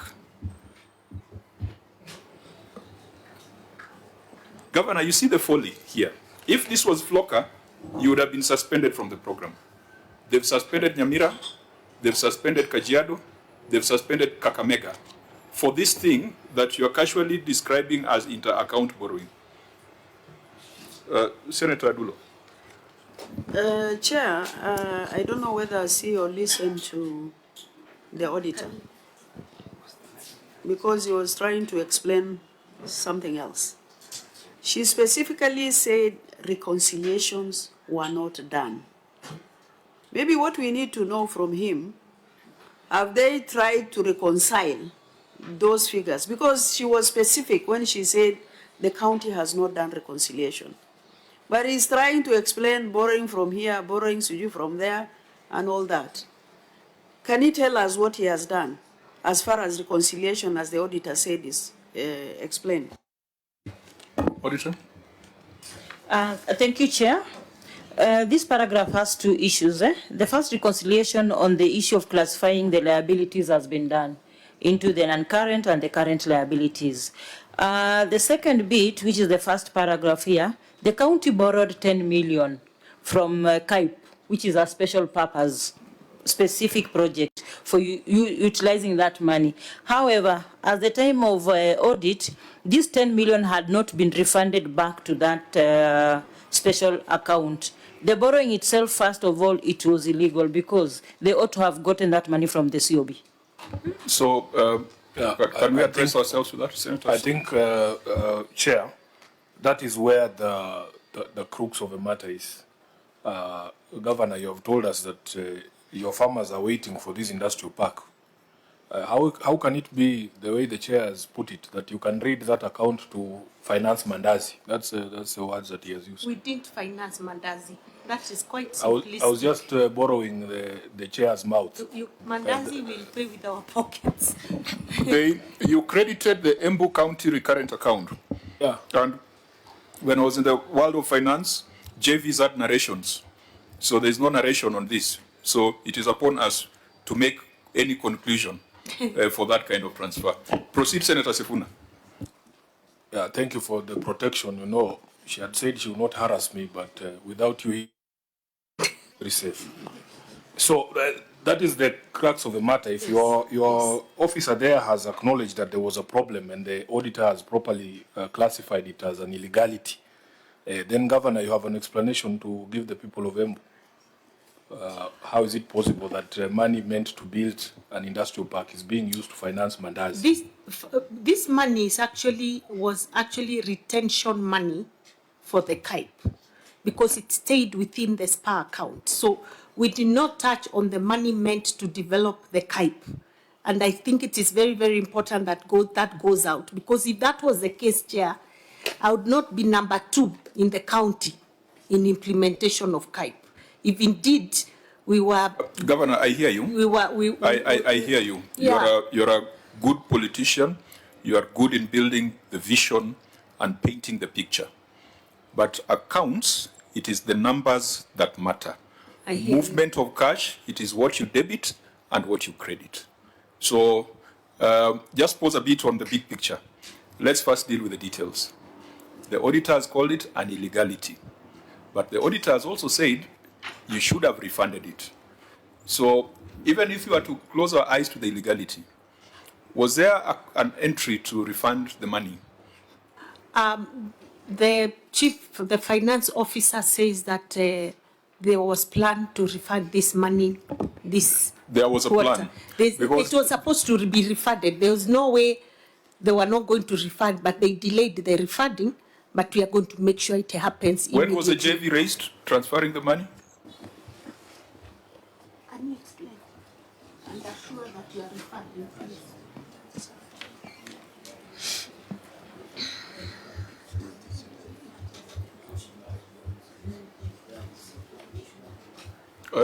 Officer?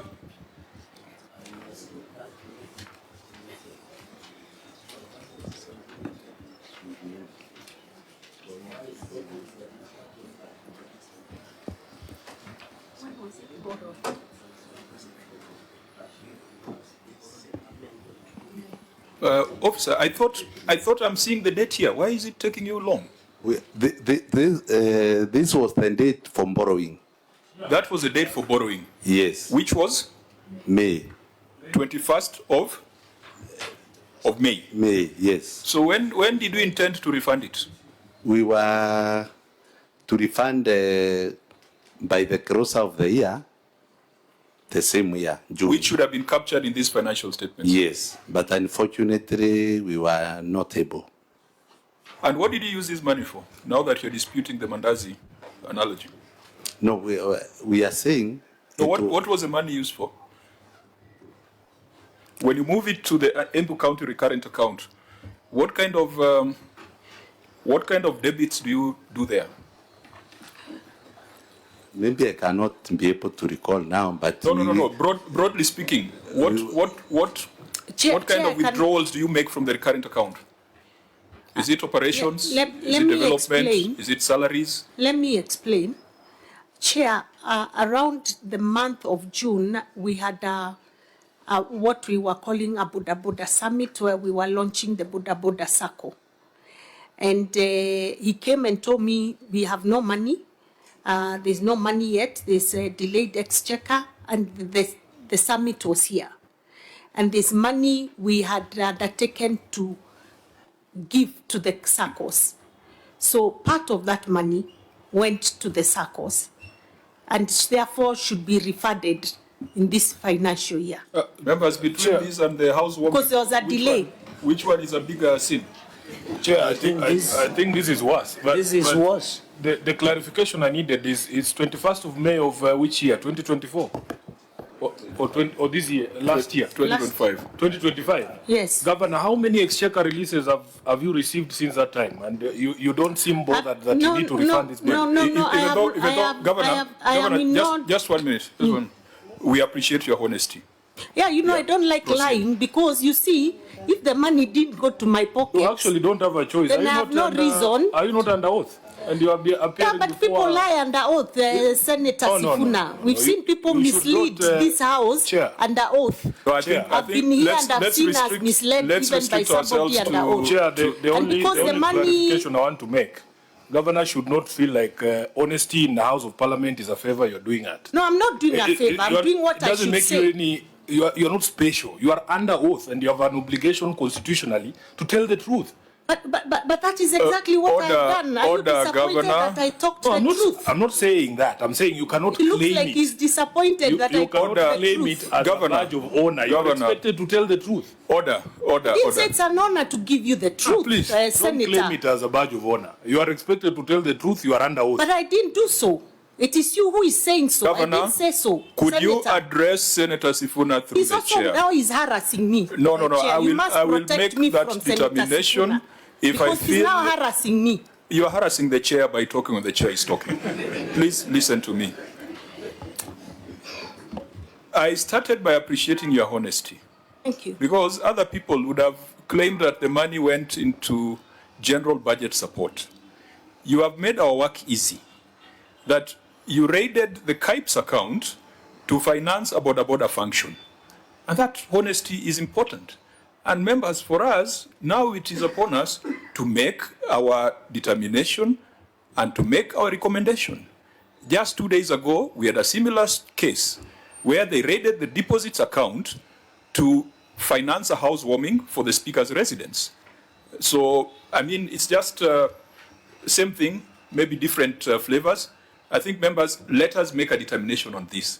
The ruling that we gave 2 days ago must be the ruling that we give on this, on the illegality and the fact that such borrowings cannot be accepted, particularly if it's money that came through the hands of the Senate, because we know KIPES and we know the fight that has been there.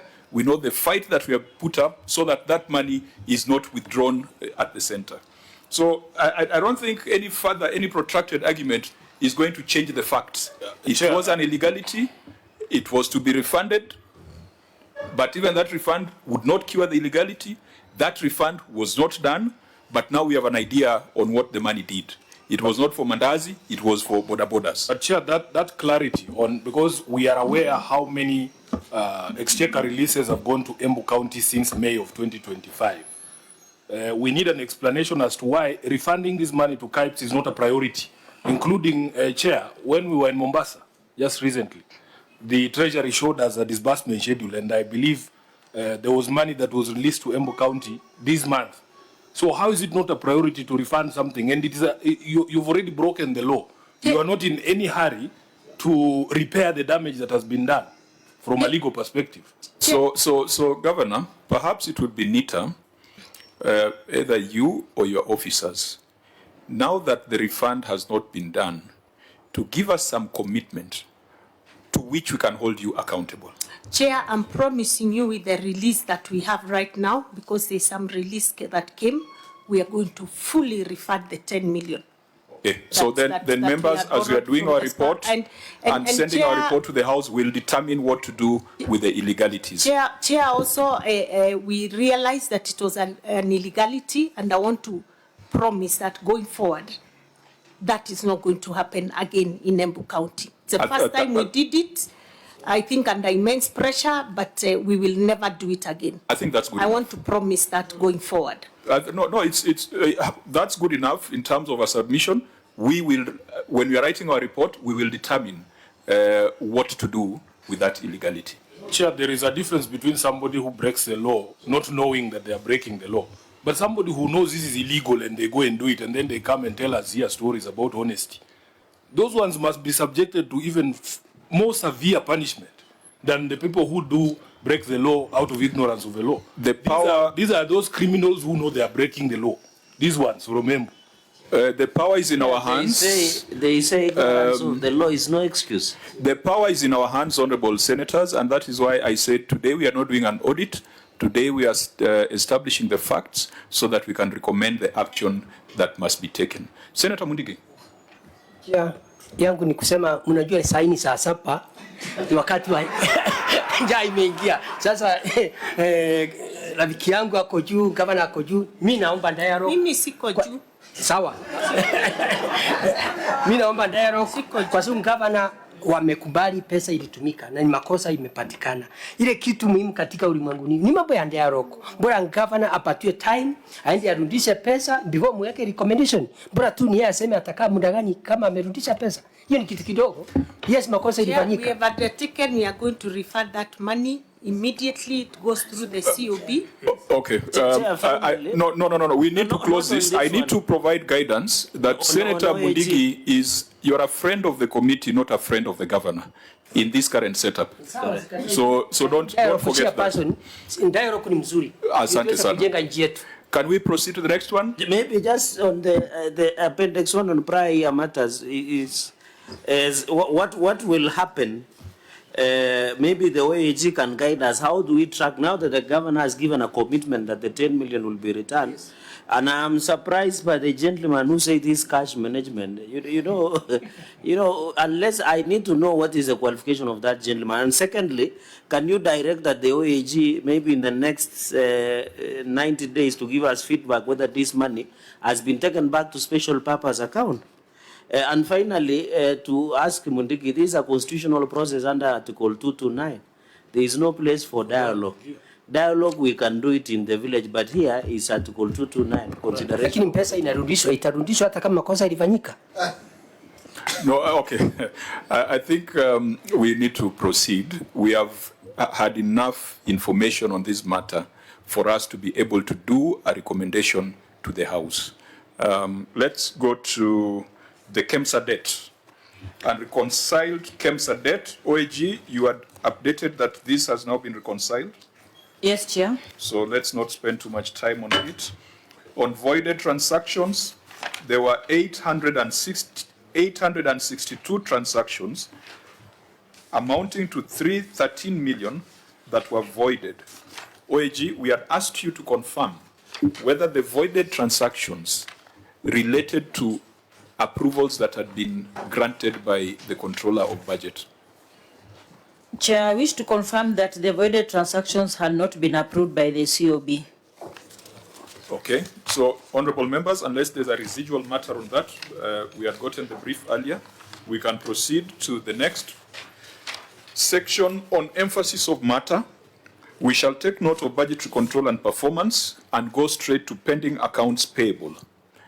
Here, I think we'll spend a few minutes because it is a matter of concern. OAG. Thank you, Chair. Pending accounts payable. Review of the budget revealed that an amount of Kenya shillings 100 million was allocated for the settlement of pending bills against a total outstanding balance of 2,207,376.10 shillings, disclosed in the audited accounts for the year ended 30th June 2024. An analysis of the aging schedule of pending bills revealed that the current year payables balance total to Kenya shillings 1,560,148,304, while the outstanding payables balance for the last financial year was Kenya shillings 1,521,621,076. This represents 38,527,228, or 3% increase in the pending bills from the financial year 2023-2024. Further audit review of the payable schedules revealed that as at the end of the third quarter of the financial year, the outstanding balance of the accounts payable was Kenya shillings 1,748,082,570. This indicates that the payables were not settled as first charge on the budget. Failure to settle bills during the year in which they relate distorts the financial statements and adversely affects the budgetary provisions for the subsequent year to which they have to be charged. I submit. Governor, your response? The management has endeavored to settle the accounts payable through budgetary provision as well as deliver development to the residents with a total amount of 295,556,323 being paid out in the year under review. There was, however, an additional bill of 333,718,734.46 attributed to the shortfall in own source revenue. Appendix 3, movement schedule. Auditor, what's your opinion? Chair, we have two issues here. We wish to confirm with the COB if at all this the amount that was also, they have also captured in their books as outstanding bills for Embu. And number two, they need to give us the current status on how much they have paid. COB, do you have applied your mind to it? Yes, Chair. Okay. I wish to report that the County Executive of Embu. Their pending bill is at 30th June of 2025 stood at 1.1 billion 746 million 909,550. And this pending bill has been broken down to recurrent and development. So recurrent was 822 million 724,897, and the development pending bill was 924 million 184,654. So making a total of 1.746 B. So this data is based on self-reporting by the entity. Chair, I'm a bit confused. The document that the governor has referred us to at Appendix 3 has totally different figures. The thing I noticed about that document, though, is that it doesn't have a date. Maybe the governor can clarify to us what is the date. There's no date on this Appendix 3. These figures are as of what date? Because the COB is giving us a different story. And secondly, if the governor can explain to us what she makes of the requirement that pending bills be a fast charge on the county revenue. What does that mean to her understanding? Chair, in addition, if the governor can note down from the audit query that is here is that 2.2 billion, but 2.2 billion was the pending bill in the years under review. I've seen the budget revealed that an amount of 100 million had been allocated to pay yearly. So looking at even 1.7 billion that COB has alluded to, it will, if you allocate 100 million per budget, that payment of 1.5 billion will be paid longer until Senator Mundigi would have gone to retirement. So what strategy is the governor putting in place to ensure, because governor, I agree, this could be the pending bill of the previous governor. But you have to agree with me, there are many businessmen and women who are suffering because of this pending bill. You and me know that. So what strategy have you put in place to ensure, at least realistically, in the next 2 to 3 financial year, God willing, you will be re-elected, and I believe so, you are able to sort out this in 2 to 3 years, that is under the financial year. So this 100 million, don't you think it's too little for ensure that this 1.7 billion can be paid as of what the COP are saying? And I know you are businessmen and women of Embu are watching, especially the people you owe them. So what other strategy you are put in place? Can you at least increase this allocation, as Senator Sifuna says, this as the first charge in the allocations that we get? So, Chair, I yield back. Chair, thank you very much. I think, let me start by stating that I inherited a pending bill of 2.2 billion. And the first thing we did was to form a pending bills verification committee to help identify which were genuine pending bills and which were not. And out of that, it went down to 1.4 billion because the rest could not be verified. Either there were no documents, or if you went to the ground to look at the actual work done, you'd find nothing has been done, yet somebody wants to be paid. So that has been, I think, a back and forth conversation between us and Council of Controller of Budget and OAG, because what they have is different from what we know to be the actual position.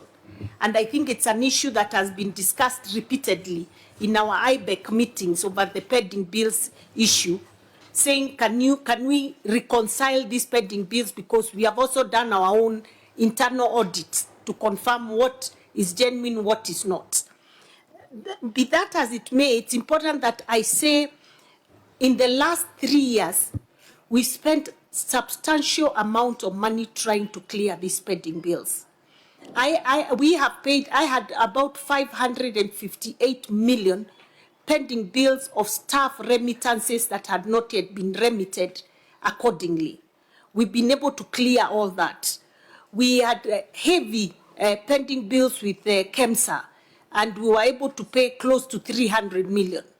We went further now to start paying the pending bills by individual contractors, which we still continue to pay, except that it's still a struggle, because at the end of the day, if I say that my development vote is anything between 1.7 to 2 billion on the maximum. So if I'm to focus purely on paying those pending bills, for sure, I'll never do anything in the county in terms of my projects and programs that I had promised my people. So it's usually a very tough balance between paying historical pending bills and still staying true to one's manifesto. And that is why this financial year we reduced it, because we realized we've been spending so much money trying to clear these pending bills in the past 3 years, but we don't seem to be going very far. And yet here we are, an election is around the corner and I must deliver. So those are the challenges we have, but I want to undertake that we'll try and enhance this amount in the next financial year. I know what fast charge means. It means really we must give it priority, and we would want to do that, and we'll make sure we do a delicate balance between making sure our development agenda does not die off, as well as paying these pending bills, Chair. Just off the top of your head, Governor, first I needed clarity on the Annexure 3. It doesn't have a yes, date. let me ask the Chief Officer, please, and your team, if you could clarify the dates. As he answers, because you have painted a picture there that you need to balance between development and payment of these bills. Most of these pending bills actually arise from projects, which is what people interpret as development. Maybe you'll give us, what is the spread like in Embu in terms of how much, what percentage of your entire revenues are you utilizing on development, and what percentage are you at with recurrent expenditure?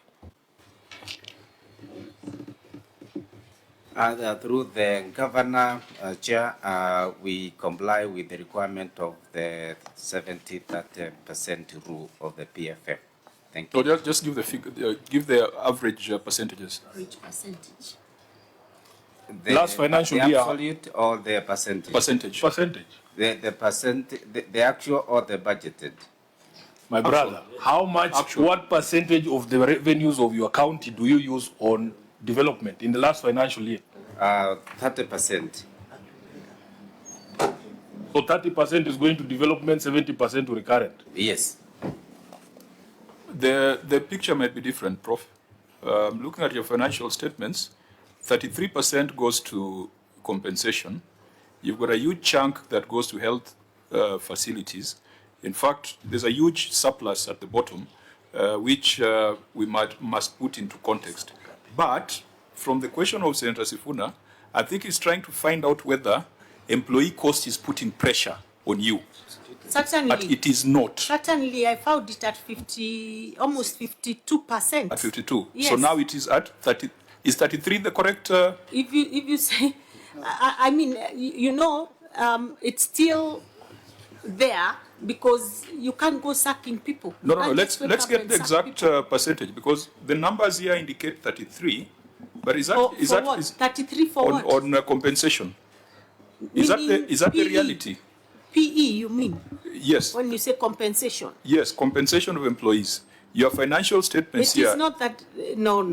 We have a huge wage bill that has been there since I came in. Now, what is the percentage? Give us that 52% thereabout is where we are. But you see, Governor, it must be supported by the numbers you have here in your financial statements. When we are getting our brief from the Auditor General, we reflected on it. Your total revenue is 5.3 billion. Your employee cost is 1.78 billion. That is 33%. And Chair, in addition to what you that's not right. Maybe these are your numbers. Let me clarify. Let the Chief Officer. Yeah, the first thing to clarify is this Appendix 3 is a schedule of movement of payables as per what was queried by the auditor, and this pending bills that belonged to our suppliers. And what we are that was not the question. As at what point? Those figures are as at what date? You are As at 30th June you are an accounting 2025. professional. Yes, How can yes, you put yes. out a movement of pending bills without a date? It is as at 30th June 2025 as per the narration. So the COB's figures are wrong, or your figures are wrong? I think what the Senator's frustration is a clerical error on your side. You have this appendix 3. I want to clarify the difference between COB. Wait a minute. You have this appendix 3 where none of the columns, none of the rows has a year or a date. It's, I hope you have seen what the problem is. Okay, yeah. It is an omission on your side. On date. And I think you just need to accept and move on instead of trying to over-explain. Accepted. Okay, proceed. The other issue is... Chair, interestingly, what is the qualification of this gentleman who is here with us, and how long has he been serving in Embu? Because he wants to allow us to be on a wild goose chase in every question. Who is he? Can he just introduce ourselves properly so that we handle him at that level? Okay. And give us ISPAC number so that we the goodness is we have a representative of ISPAC here. Because every question he asks, this guy should be a very good politician because he dodges every question. He avoids every question. I hope you're not referring to yourself. No, I'm not referring to myself. I'm saying he has a tendencies of some politicians which I'm not included. Now, I think I have a duty to protect the witnesses, but it is not an unfair question for the senator to ask who is this person addressing us. I think we are done introductions. Maybe just reintroduce yourself for that comfort. I'm a qualified certified public accountant, and we ISPAC number 9050, and I have my FERA satisfied accountant. No, talk about yourself. Leave others out of this. And fine. So you're a member of ISPAC. ISPAC is here, so they will take a decision on whether these clerical errors are indicative of professional negligence. But I think let's proceed. Let's go beyond the gentleman. So the other clarification, Chair, was those figures between what we have reported as a schedule. Here we were responding to the query of the auditor, and these were the suppliers. That is what was queried. And we also note the COB report on global figure, which includes other liabilities or other payables like not statutory staff deductions. So that is why the differences were there. We were responding to what was queried. Are you also able to address the issue of the percentages? No. Let COB, you want to respond to that first before you go to percentages? COB, thank you, Chair. I'm just having a problem with the numbers because if I look at the governor's response on the amount of pending bill they have settled, it is substantially differs from what has been reported to the COB. I agree with you, Gashanja. The numbers don't tie. Even if you look at Note 32B, Note 32B, which should be the authority in your financial statements on these movements and on the actuals, the numbers don't tie. Isn't it in Note 32B that you have explained trade and other payables? Isn't that where you are supposed to find the pending bills? Yes, Chair. And if you look at the numbers there, they don't tie to any of the numbers that the governor has read. No. And so at the end of this, we'll put the question, what was your actual pending bills as at the close of that financial year? Because the COB has a different number, you have a different number, the financial statements have a different number, the budget also had a different number. So, Chair, we will undertake to reconcile those documents. We will undertake to reconcile those documents. No, there must be a reason why they're not trying. You as an accountant, no, there was this financial statement. The only explanation is timing difference, because you could see there were some processes we made after the year closed. Because of that window that we are usually given by the Treasury. So and that is why you didn't put a date on this document. so that you can give us that clever explanation. Because we are talking about the close of a financial year, which is a definite date. The same date that the COB is using, the same date that is in the financial statements. Yeah, Governor, you are just a minute, just so that we agree on the numbers that perhaps you're querying. Assuming that your numbers in Appendix 3 are the numbers that you own. Are these the numbers that you can support, the ones in Appendix 3? Yes, yes, yes. Then you have numbers in Note 32B, which were certified. That is 1.7 billion. Your number here is 1.5 billion. So which one do we use? And I've explained this sendo is for suppliers. The difference is other payables, and I've only stated that there were payables.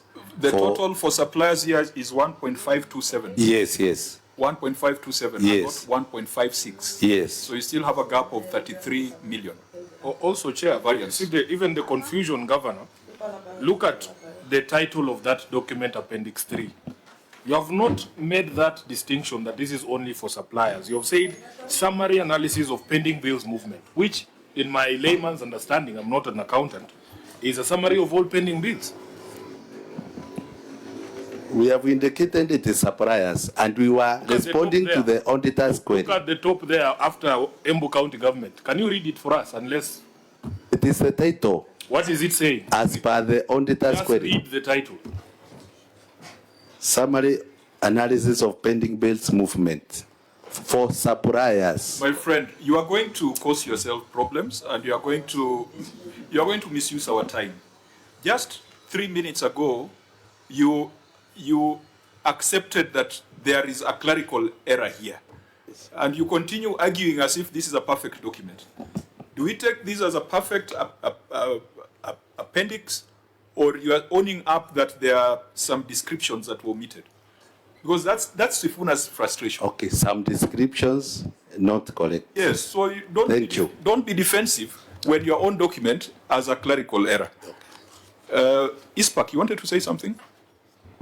Yeah, Chairman, I saw the line he was taking that it will open even more queries, because the schedule that has been given here, if you compare with that, the financials on page 2, then we are having a figure of 15,521, which is captured here as opening. So if we go further, we'll say now the closing they have given here is as 1560, as at what date? So I see a gap. Maybe we just close on that topic. It has a lot of gaps that maybe the county and the auditors here will have to address. So, is that normal within your profession? It's not. Okay, so what is the figure? What figure do we take, what do we report to the House as the total, nowadays they're not called pending bills, nowadays they're called trade and other payables, isn't it? Yes, Chair. So what figure do we take to the plenary as the closing trade and other payables for Embu County as at 30th June 2025? 1.74, the one that is in the statement. 1.748082,570. The one in financial statement. What is in the financial statement? Just read that again. 1,748,082,570 as per in the auditor statement. Just a minute. That is which one? Which statement is that, CEO? Your statement of financial position has trade and other payables at 1.527 billion. And that excludes the staff payables of 177 million. Isn't that correct? That's what you're trying to explain. So what should be the closing balance? You are not supporting that entry has a closing balance of 1.704 billion. And we are not being petty. because a difference of 20 million or 10 million could be pending bills for 20 people. So what is that number? Because it can't be a moving target. This is like election results. It can't be today it's 1.704 and tomorrow it's 1.784. What is a number? And I'm surprised you're deviating.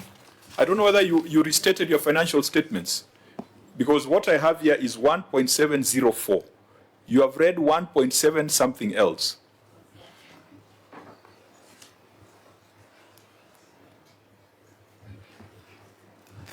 We can confirm that the auditor has read 1.746.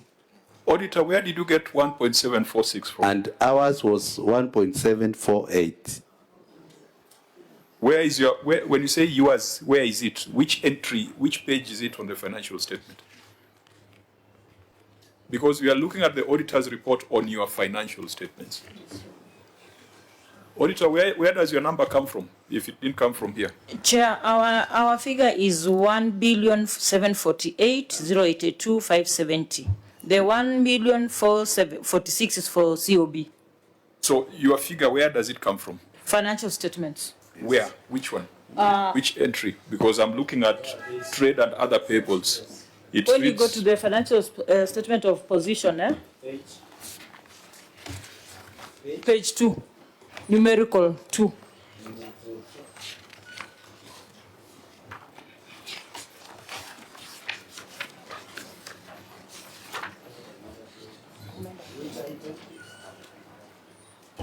We have 3 items there: the trade and other payables, and refundable deposits and prepayments. If you add those two, should give you 1748,082,570. Sorry, which one do you add? The trade and other payables, that is not number 32, 1564,615, 483, plus refundable deposits 15 what? 1,564,615, 483. Then we have different financial statements.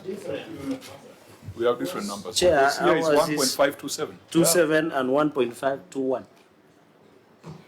So we have to. Are we looking at the same? Because this is a financial statement that was attached to the report of the Auditor General.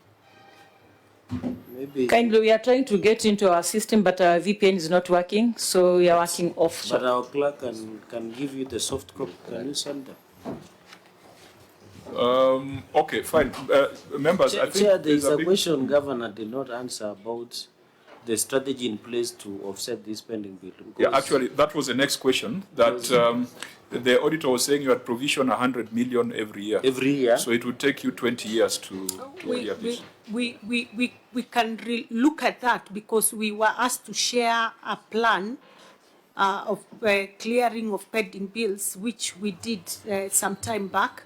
But we can review that in the next budget and see how much more we are able to bring in to pay the pending bills, Chair. But I may not be able to give a certain figure right now. But the budget was 100 million. Yes, we had put 100 this financial year, but previously we've been putting larger sums of money, Chair. Senator Chair, I just Sifuna, wanted Senator our clerks to, if it is possible, to retrieve the motion that was passed by the Senate on pending bills.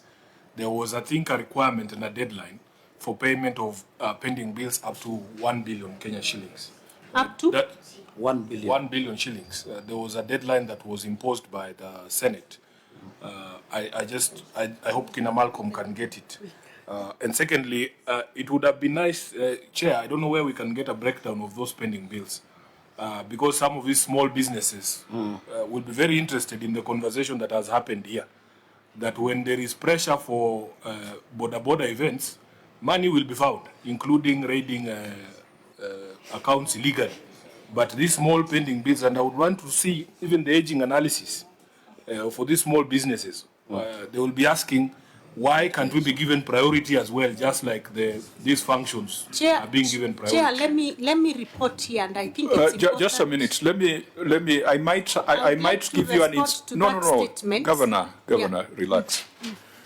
2 days ago, we were here with the Public Sector Accounting Standards Board discussing the accrual basis of reporting.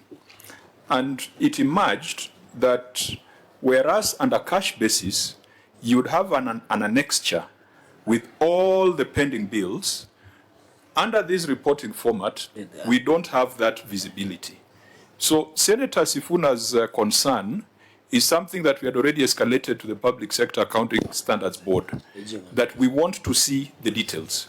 So I think before the governor becomes defensive, I just wanted to say that it is something that we have flagged with the Public Sector Accounting Standards Board, that the Senate wants to see the detailed schedule of people who are owed money by county governments. So I wanted to make that clarification. Now you can... Yes, I wanted to say, Chair, that we have been paying pending bills. Actually, we prioritize the small, because it was easier to deal with the small pending bills than the huge ones. And we, in fact, in the task force report, the report of the pending bills verification task force, they did propose that we consider, paying by way of age and also the amounts. And so they had said, try and clear these small ones first so that you have less in terms of the long list that was there.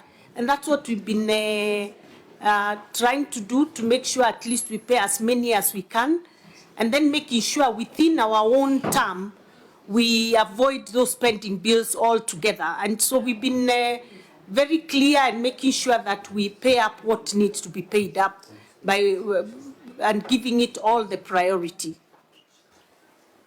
No, Chair, just clarity. I want to just on a closure, because this 1.7 billion, maybe since this standards board, we cannot have a view. Would it be not also, if we get the aging analysis of this pending bill, so that it makes our work easier when we are doing the report writing to include recommendation? Finally, I've heard the governor alluding to the verification pending bills committee.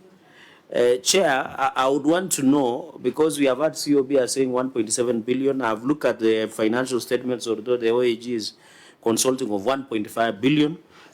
I would want to know whether in that report, although the governor has not attached here, in that report of the pending bills of 1.7 billion, is there pending bills that were legible or ineligible, or do they agree with what the financial statements have provided?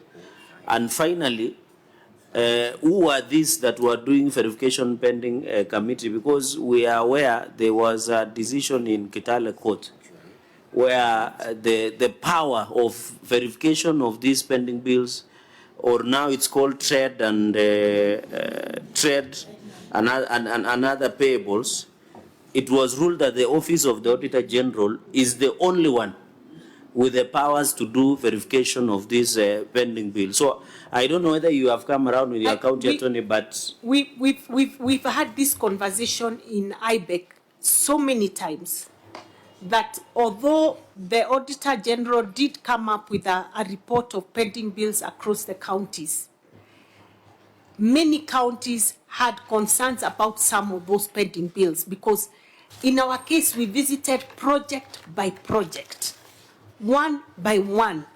So where there's nothing to pay for, why are you telling me that I should pay if I can't see it on the ground? Those were the issues we've been raising. And maybe this committee might help us really unravel this pending bills discussion, so that we know, do we do a second round where we go on the ground with them and confirm what we saw? Because then why am I paying for something that I have no proof of, or something where there's no document at all to support what it is you're paying for?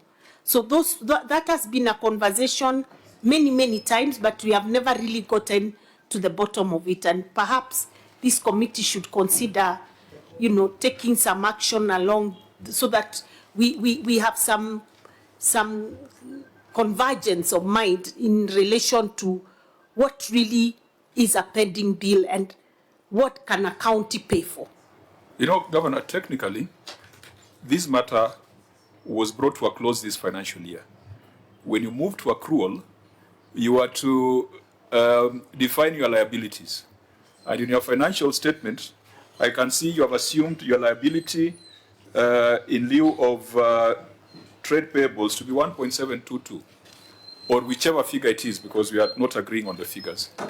What I'm trying to say is that by the time these accountants put that amount as a liability in your balance sheet, ideally you cannot run away from it.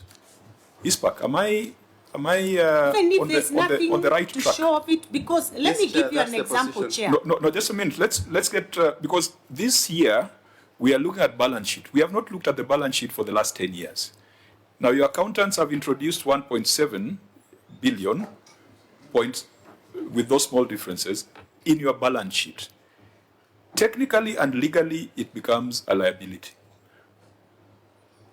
Yes, Chairman, it is indeed, and that's why the accountants are given some time so that they can be able to review their financials up to 30th August. So when now it comes to this issuance of certificate, we take it as it is, that they have gone through the verification process and certified that this is the true position. So technically, the matter is resolved that even if the governor wants to do another verification, she'll be verifying the competence of her accountants. Basically, that is the position, Chairman. That is where we are this financial year. In the past, we could talk about these things, but now that you have gone accrual, what you have put in your balance sheet as a liability, you must live with it.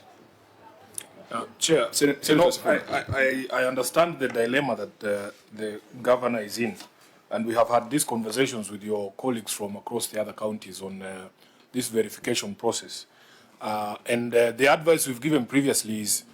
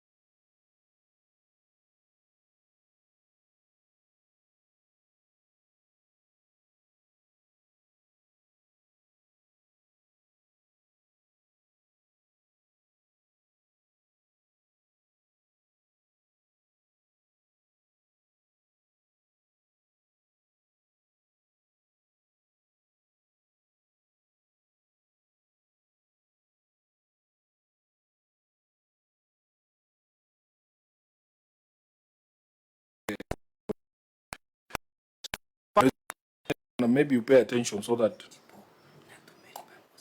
could we get your attention so that Sorry. Yes. The other resolution we made as a house is that you do not begin any new projects until you're able to clear your pending bills. You know that is killing us, honestly. Just a minute. I am just taking you through the resolution, and we did write to you as a house. I have not seen a letter from you saying you are killing us. I don't know why you are telling me now. Governor, that was the resolution of the Senate, not Sifuna, the House. And we communicated this resolution to you. We have not heard from you, either individually or as a Council of Governors, saying that the resolutions of the Senate are not implementable. You see? That is the sort of relationship we would want with the council, is such that if there is issues like those, you communicate. So I wanted you to confirm. Are you in compliance, first of all, with the resolutions of the Senate as a county government? Certainly not. I am not, because to tell me that I cannot start any new project until I clear pending bills, and the practicability of it is not possible, because you know, I came in on some promises, on an agenda, and that must be a priority, both to me and the people who voted for me. So to tell me that first pay the pending bills And if I have a development budget of 1.3 billion, 1.5 billion, then I have to first pay some 2 billion, then is really crippling the work of government. And so that's why I'm saying we need to have very, very candid conversation around this issue. It's not enough to, and while we appreciate that the House, the Senate, will pass resolutions, will pass motions, I think it's good that we have this conversation. And I must say, yes, I admit that I should have written back to say, I don't think this is possible because of 1, 2, 3, 4. I didn't do it, and I think now I should. I will actually make sure I do so. But also say, Senator, you asked, have we communicated to these people? What we did after we did the verification, we had a presser, and also we posted that we now have done this. We have some verified pending bills. We are those that are not fully verified because certain documents are missing. Please, if you look at the report, and because we communicated the report also, come and bring the documents. Then, and some people actually brought documents thereafter. So yes, we did communicate, but let me say we didn't do individually to the different contractors. Now, I've gotten feedback from the OAG about this confusion in numbers. OAG, what is your guidance on the numbers that we should rely on? We rely on the numbers which are in the financial statements. Although our query was based actually on their own schedules that they had provided to us. We were comparing what was outstanding as at the end of 30th June 2024, which was 2.2 billion. And from their own analysis of the aging analysis provided by the county, the schedule had current payable balances of 1.1 billion 560 148 304, while the outstanding payables balance as the last financial year was 1 billion 521 621 076. These are trade payables. This represented an increase of 38 billion. So we actually provided our report based on the analysis. Yeah, you see, the numbers don't relate to what we have here. Did they resubmit their financial statements? No, the figures that are there are correct. What we reported on was their analysis, the nitty-gritties. Okay. The analysis provided by the county. Fine. Let's not get lost in the trees. Let's go back and look at the forest. And I think that the first recommendation we must make is that there has to be a reconciliation. Numbers must be consistent, whether it's COB or OAG or the entity, so that we have an exact number, even if it's a variance of 200, 300, but it cannot be a variance of tens of millions. Number two, Governor, I will repeat this. The fact that your accountants have introduced 1.7 billion in your balance sheet, you must go back and confirm that that is the amount that should be there, because once it is there, I don't know how it can move. ISPAC, once you have 1.7 billion as a liability, it can only move if it has been paid. Not verification, payment. Yeah, payment. Yeah, so or write-off. Or write-off. So once you have assumed 1.7 billion, then the stories of we are still verifying technically does not suffice. So go back, have that conversation with your team so that you can agree that that is a liability you are carrying. Thirdly, compliance with the resolution of the Senate. We are going to make a similar recommendation, and within 60 days, we'll require you to do what Senator Sifuna has asked, to write back to us, to tell us that you have complied, and if you cannot comply, give us reasons why. Fourthly, you must scale up your ambition. And I think you have also agreed that 100 million a year might not resolve this problem. So we leave that to you in your supplementary, your budgeting, your county assembly, because you had said you have your priorities and your programs as a governor. But those priorities and programs must also be consistent with the law that requires spending bills to be a fast charge, that requires staff payables to be settled, that requires retentions and deposits to be settled. So all those must be consistent. I think those are some of the broad recommendations you're making on this. But before we close it, I want Senator Mundigi maybe to point us to what we have left out. Okay, asante Chairperson. Senate kulingana na sheria inasema pending bill yote ilipwe. Nakumbuka hiyo tulikuwa tunang'ang'ana naye, lakini hiyo ndio uliona sisi kaunti zile 14 wakati tulikuwa nasema mtuongezee pesa. Embu iko na 4 sub counties, sio kama Nairobi iko na sub county 11. Sasa wakati governor aliingia alikuta pending bill hiyo inasemekana 2.2, alafu unakuta hata wafanyikazi hawakuwa wanalipwa pesa juu ya pesa ya useni, ikawa kuna deni about 500 million. Ile najua hizo alilipa ndio wafanyikazi waweze kutulia kazini. Kwa hivyo ile pesa kulingana na mimi najua governor anafaa alipe hizo pending bill, lakini najua atang'ang'ana kwa sababu mwaka huu mlifanya vizuri, zile kaunti nyingi kuwa ni moja wawe ile pesa tulipata. Najua kama Embu tumepata around 600 million. Kwa hivyo sio anatetea nearest, ilikuwa nearest. Sio anatetea nearest. Sio anatetea governor, lakini ni kusema budget inakuja. Chairperson, mpaka counties zile kidogo iweze kupatiwa pesa nyingi ndio iweze kumaliza pending bill, ndio tuweze kuendelea na mambo ya development. Kwa sababu counties zingine zinaumia. Embu County ilikuwa haina chochote, ilikuwa na shinda nyingi, na ndio naona tuko na changamoto ya shinda kwa hii mambo ya audit. Mimi naona tusifungue mjadala. Naona tusonge mbele. You know, Mundigi is reminding us of the things we have done to help these county governors to be able to deal with these issues. In fact, part of the explanation we got from the so-called smaller counties was that they would ensure, in fact, the debate was how do we ring fence this additional money so that the people of these small counties can actually benefit, so that we don't end up, again, you have added extra money, instead of us paying pending bills, we are hiring new staff and adding to the wage bill. So it is a critical conversation, and this week, Chair, we've been dealing with an issue here, which you framed as contempt of parliament. It has reminded me of another conversation you had with the COG on this question of remittances to the council. That even after the Senate passed a resolution to say that those payments were illegal, the COG comes back to the Senate and says, this is something we cannot do.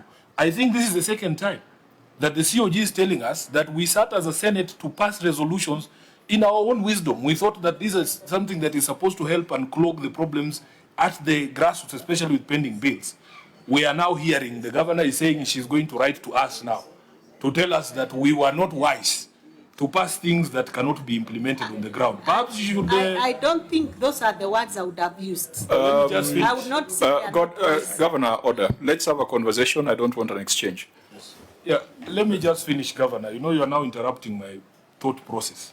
But the point I was making is, Chair, perhaps we need to trade places. You know, some of our colleagues here want to be governors.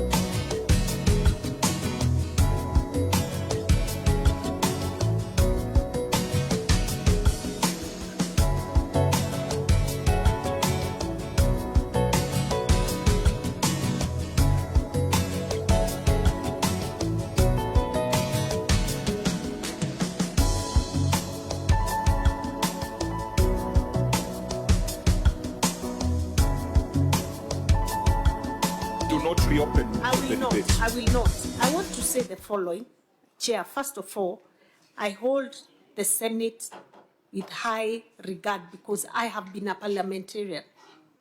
And so the last person who would use some demeaning words to such a honorable house would be me. So for me, Senator, I would never write a letter saying how unwise you are. I would probably use a different language to explain myself and my circumstance. But let me say this, and I want to give an example. I found a total of 85 projects, health projects across the county that were at different levels of completion, mostly below 50%. We took up those projects. We have so far completed 32, complete. We have a budget this financial year where we are doing 29 to completion, and we intentionally decided that we will take up the entire project and make sure we complete it. So we allocated money to complete the 29. And out of the 29, currently 16 are ongoing. And so I would like to say that these are the struggles we've had. And sometimes you even find a particular project was really not necessary for that area because, you know, it's almost like building a dispensary for every village. But we still have decided, since they were done, started, and important for the people, let's complete them and operationalize them.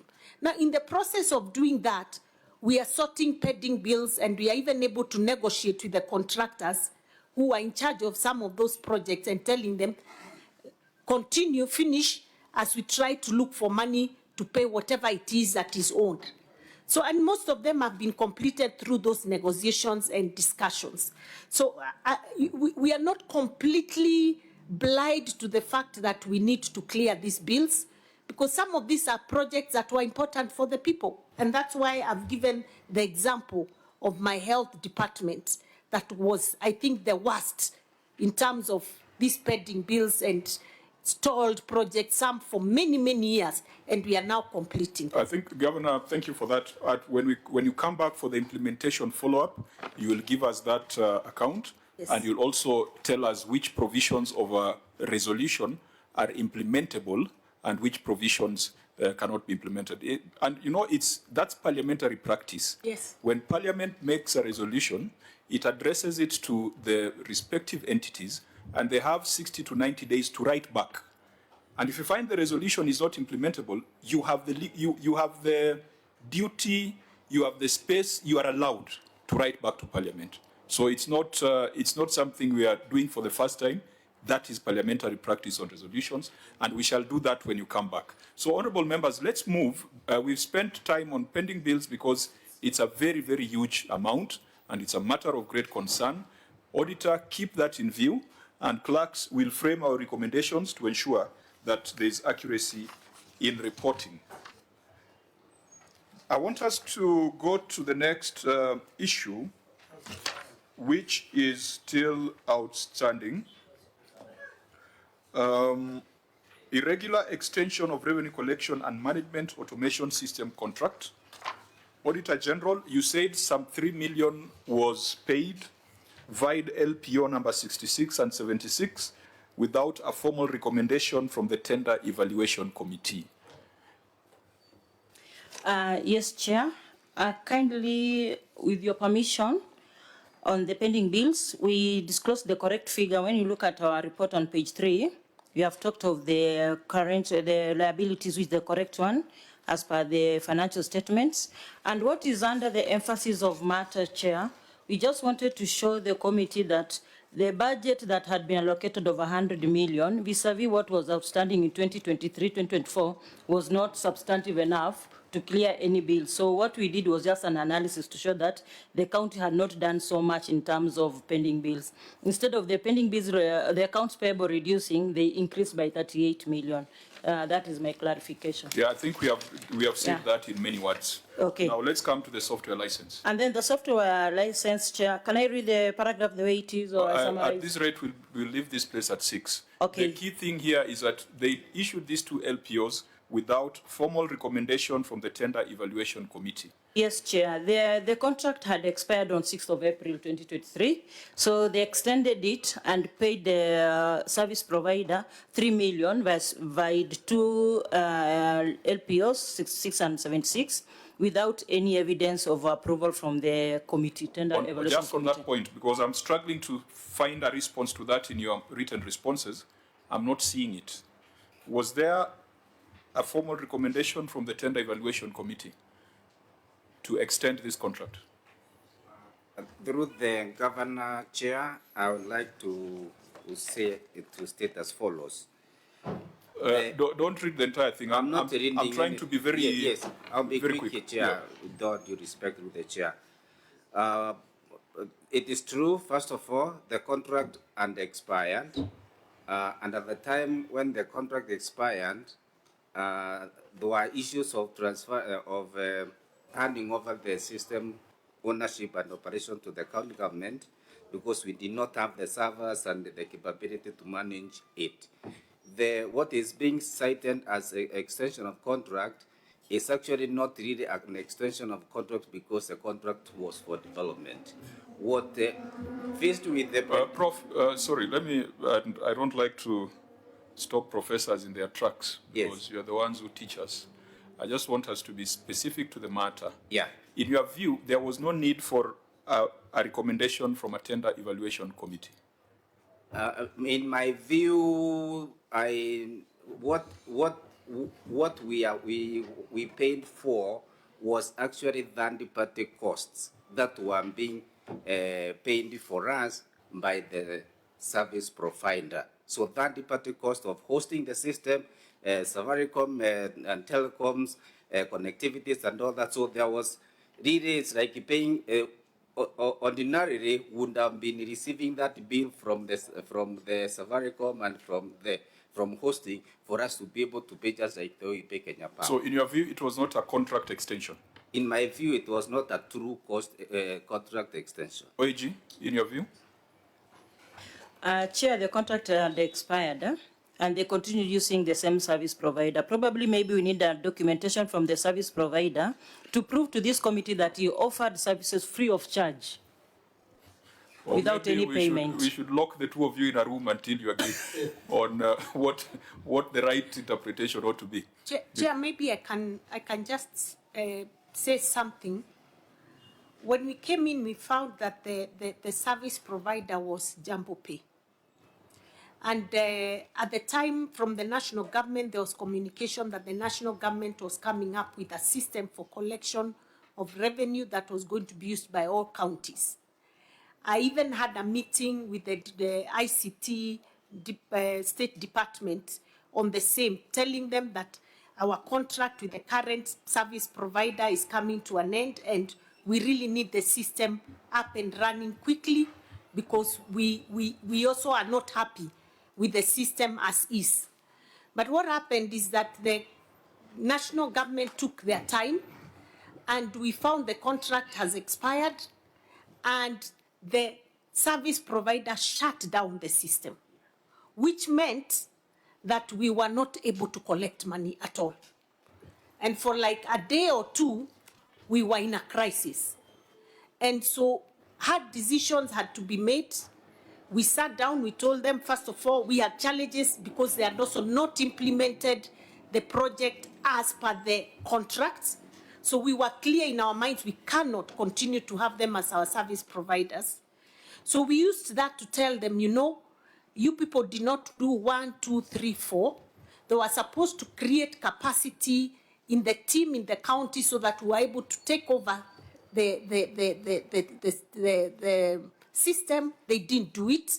So it's on that basis we agreed, okay, since they said we can reopen as you try and figure what to do, but we have payments, we have the third-party payments that must be made. So it's on that basis we agreed to pay even some previous payments that had not been paid. And from there, we started engaging on a process of procuring our own system. That also took a while because we were trying to get it right and seeing which one has worked where. And we had so many on the table, and we went around checking, and then finally we went through a tendering process. So we now have our own system, and we ensured that this time we entered into a contract that was not only binding, but one that took into consideration all the things we found that were gaps in the other system, because we did an audit of the previous system, and the auditor raised very many issues that he found to have been things that he found wanting in the previous system and previous contract. So we now have a new system, Chair, it has really helped us to streamline. We have rolled out all the revenue streams. At some points, we couldn't roll out all the revenue streams at once, so you'd find Jambo Pay was locked on certain revenue streams, but others continued until we were in that space where we felt it's now safe to finally shut it down and move on with our new system. So that is our story that we've gone through with the system, because it was a system that was even being abused. They could lock from a certain place. People tried to pay because we had gone completely cashless. They find it's not possible.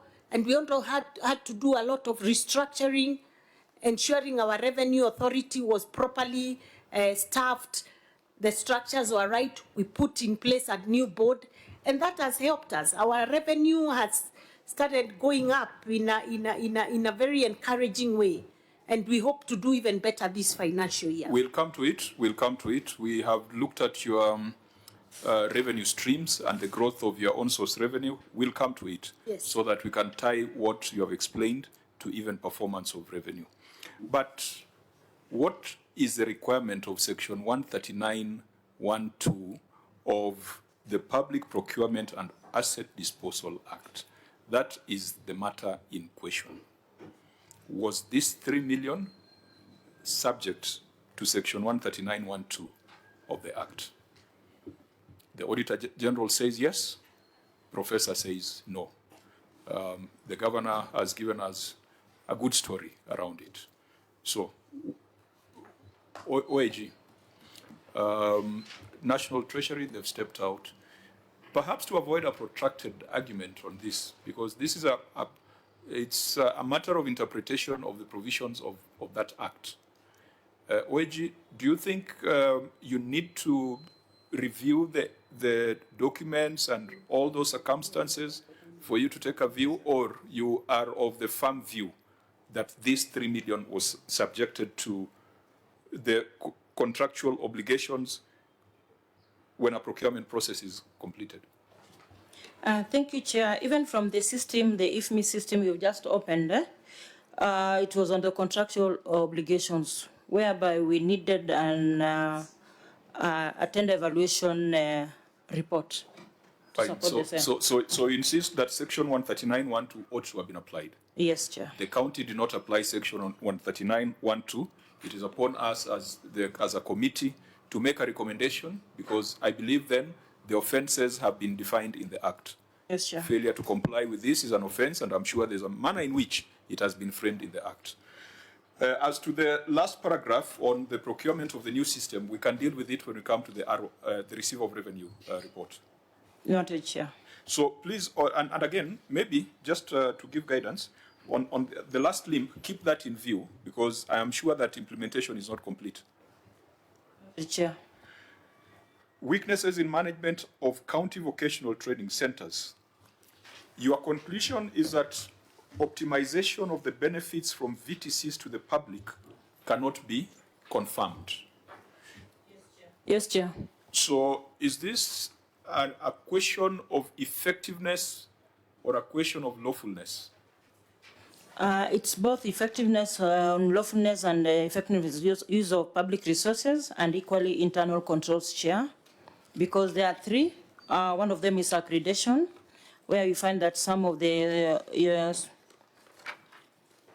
courses that are being offered have not been accredited by TVETA, NEC, or CDAC. And also we have the issue of irregular hiring, and also the competence gaps. So it's both lawfulness in use of public resources and internal controls. That's a governance issue, Chair. So I can see the management comments. There are about 3 paragraphs to it. Honourable members, I want to propose that we will go through those management responses and see whether they satisfy the issues that have been raised by the Auditor General, failure to which we shall make recommendations, binding recommendations. Unless there's any other observation on that, we go to failure to establish sub-county level 4 hospital. Again, Auditor General, you indicated that Manyata sub-county did not have a level 4 hospital. Yes, Chair, it doesn't have a level 4 hospital. Is it a question of lawfulness or effectiveness? It is lawfulness, Chair. What is the basis in law?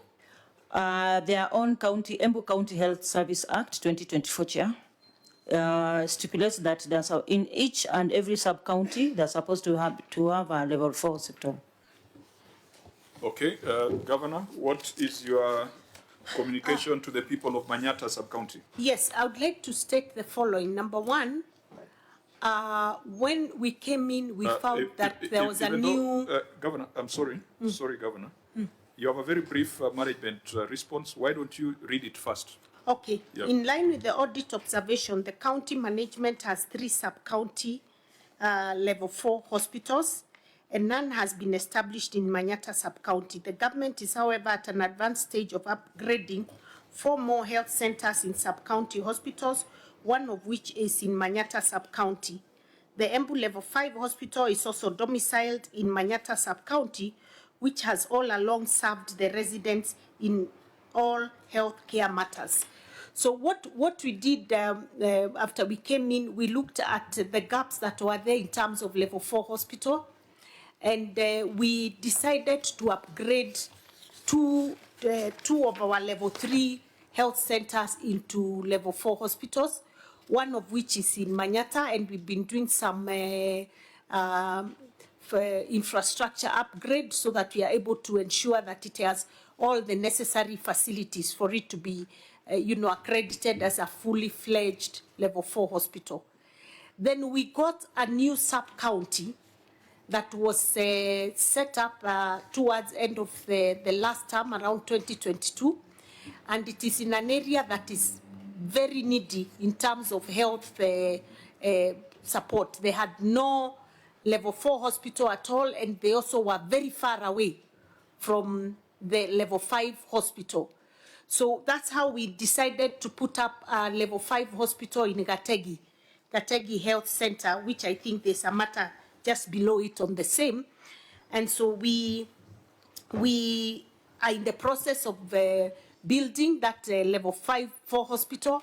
It's at an advanced stage. We are just about to complete the maternal and child health, and then we can do a bit of upgrade on the wards and the other facilities. We already have an OPD that is fully operational. We started with that. Now we are doing the maternity side and the inpatient side. Members, I think the lawfulness bit the auditor is citing is that there's an act of the county assembly. Yes. That makes an obligation to provide certain services. Yes. Makes an obligation to establish a county health management team, health quality and assurance unit, health facility improvement board, etc., etc. Yes. I think this is an observation that we might want to action to the county assembly, because it is their law that is being breached. And they are also the ones who provide budgets. Even if you are to do all those things, the budgets will come from the county assembly. So, honourable members, since it is a law of the county assembly that is breached, this could be one of those recommendations we are asking the county assembly to provide oversight and to demand an implementation status on the act that they passed.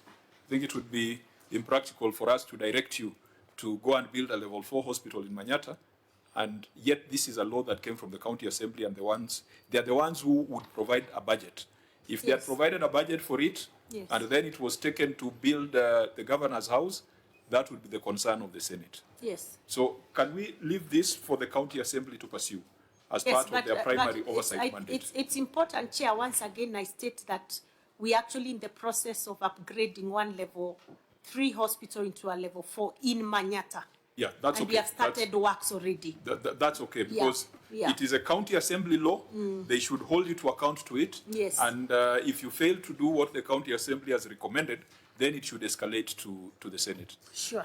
Senator Sifuna? You know, I feel for that county assembly, because they might also receive a letter on that law, but that is besides the point.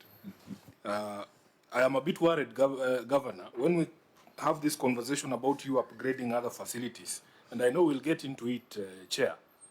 I've seen a total of around 11 stalled projects, and I can count 8 of them are health facilities. What assurance can you give the people of Manyata that you will ever get their hospital to level 4 if these other ones... But it's already work in progress. It's not like I'm saying I will. We are already doing it. Governor, please, let's... It's called Kairore Health Center. Governor, let's talk to each other. That way... You know, you asked me a question, so I was answering. I had not finished. All questions are processed through the chair. Okay, Chair. And I'd indicated that this meeting will be as fast as we are brief, and as long as we have a boss. Senator, I'm not pulling the rug under your feet. You know, Chair, it is impossible for you to answer a question before it has been put. And the governor has reminded us that she was a member of parliament. Please just let her wait for the question mark. She will know I am controlling. Yeah, she will know when I've finished my question. So the question was, what assurance can you give the people of Manyata that the things you're telling us here will actually happen in light of the conversation we're going to get into? You have 11 stalled projects, 8 of them I can count either dispensaries or other health facilities and morgues. Chair, you know, he's talking about 11. I have completed 32. I am in the process of finishing 29 this financial year. So the 11 is what will remain to be done in the next financial year. But out of 85 health facilities, Senator, that I found incomplete, this is how I have done it so far, and I have the report here. So let me. I am willing to do that. And one of them. Governor, sorry, a suggestion that will help all of us. Why don't we focus on the specific ones in this report, so that we are not discussing a hypothetical situation? And I want to plead with Senator Sifuna that let her not address the global, let the governor address the specifics. It might allow us to make better use of time, because the next query is stall construction of Gategi Health Center and idle health facilities buildings. So if you agree, we can have this conversation, but by referring to the audit query before us.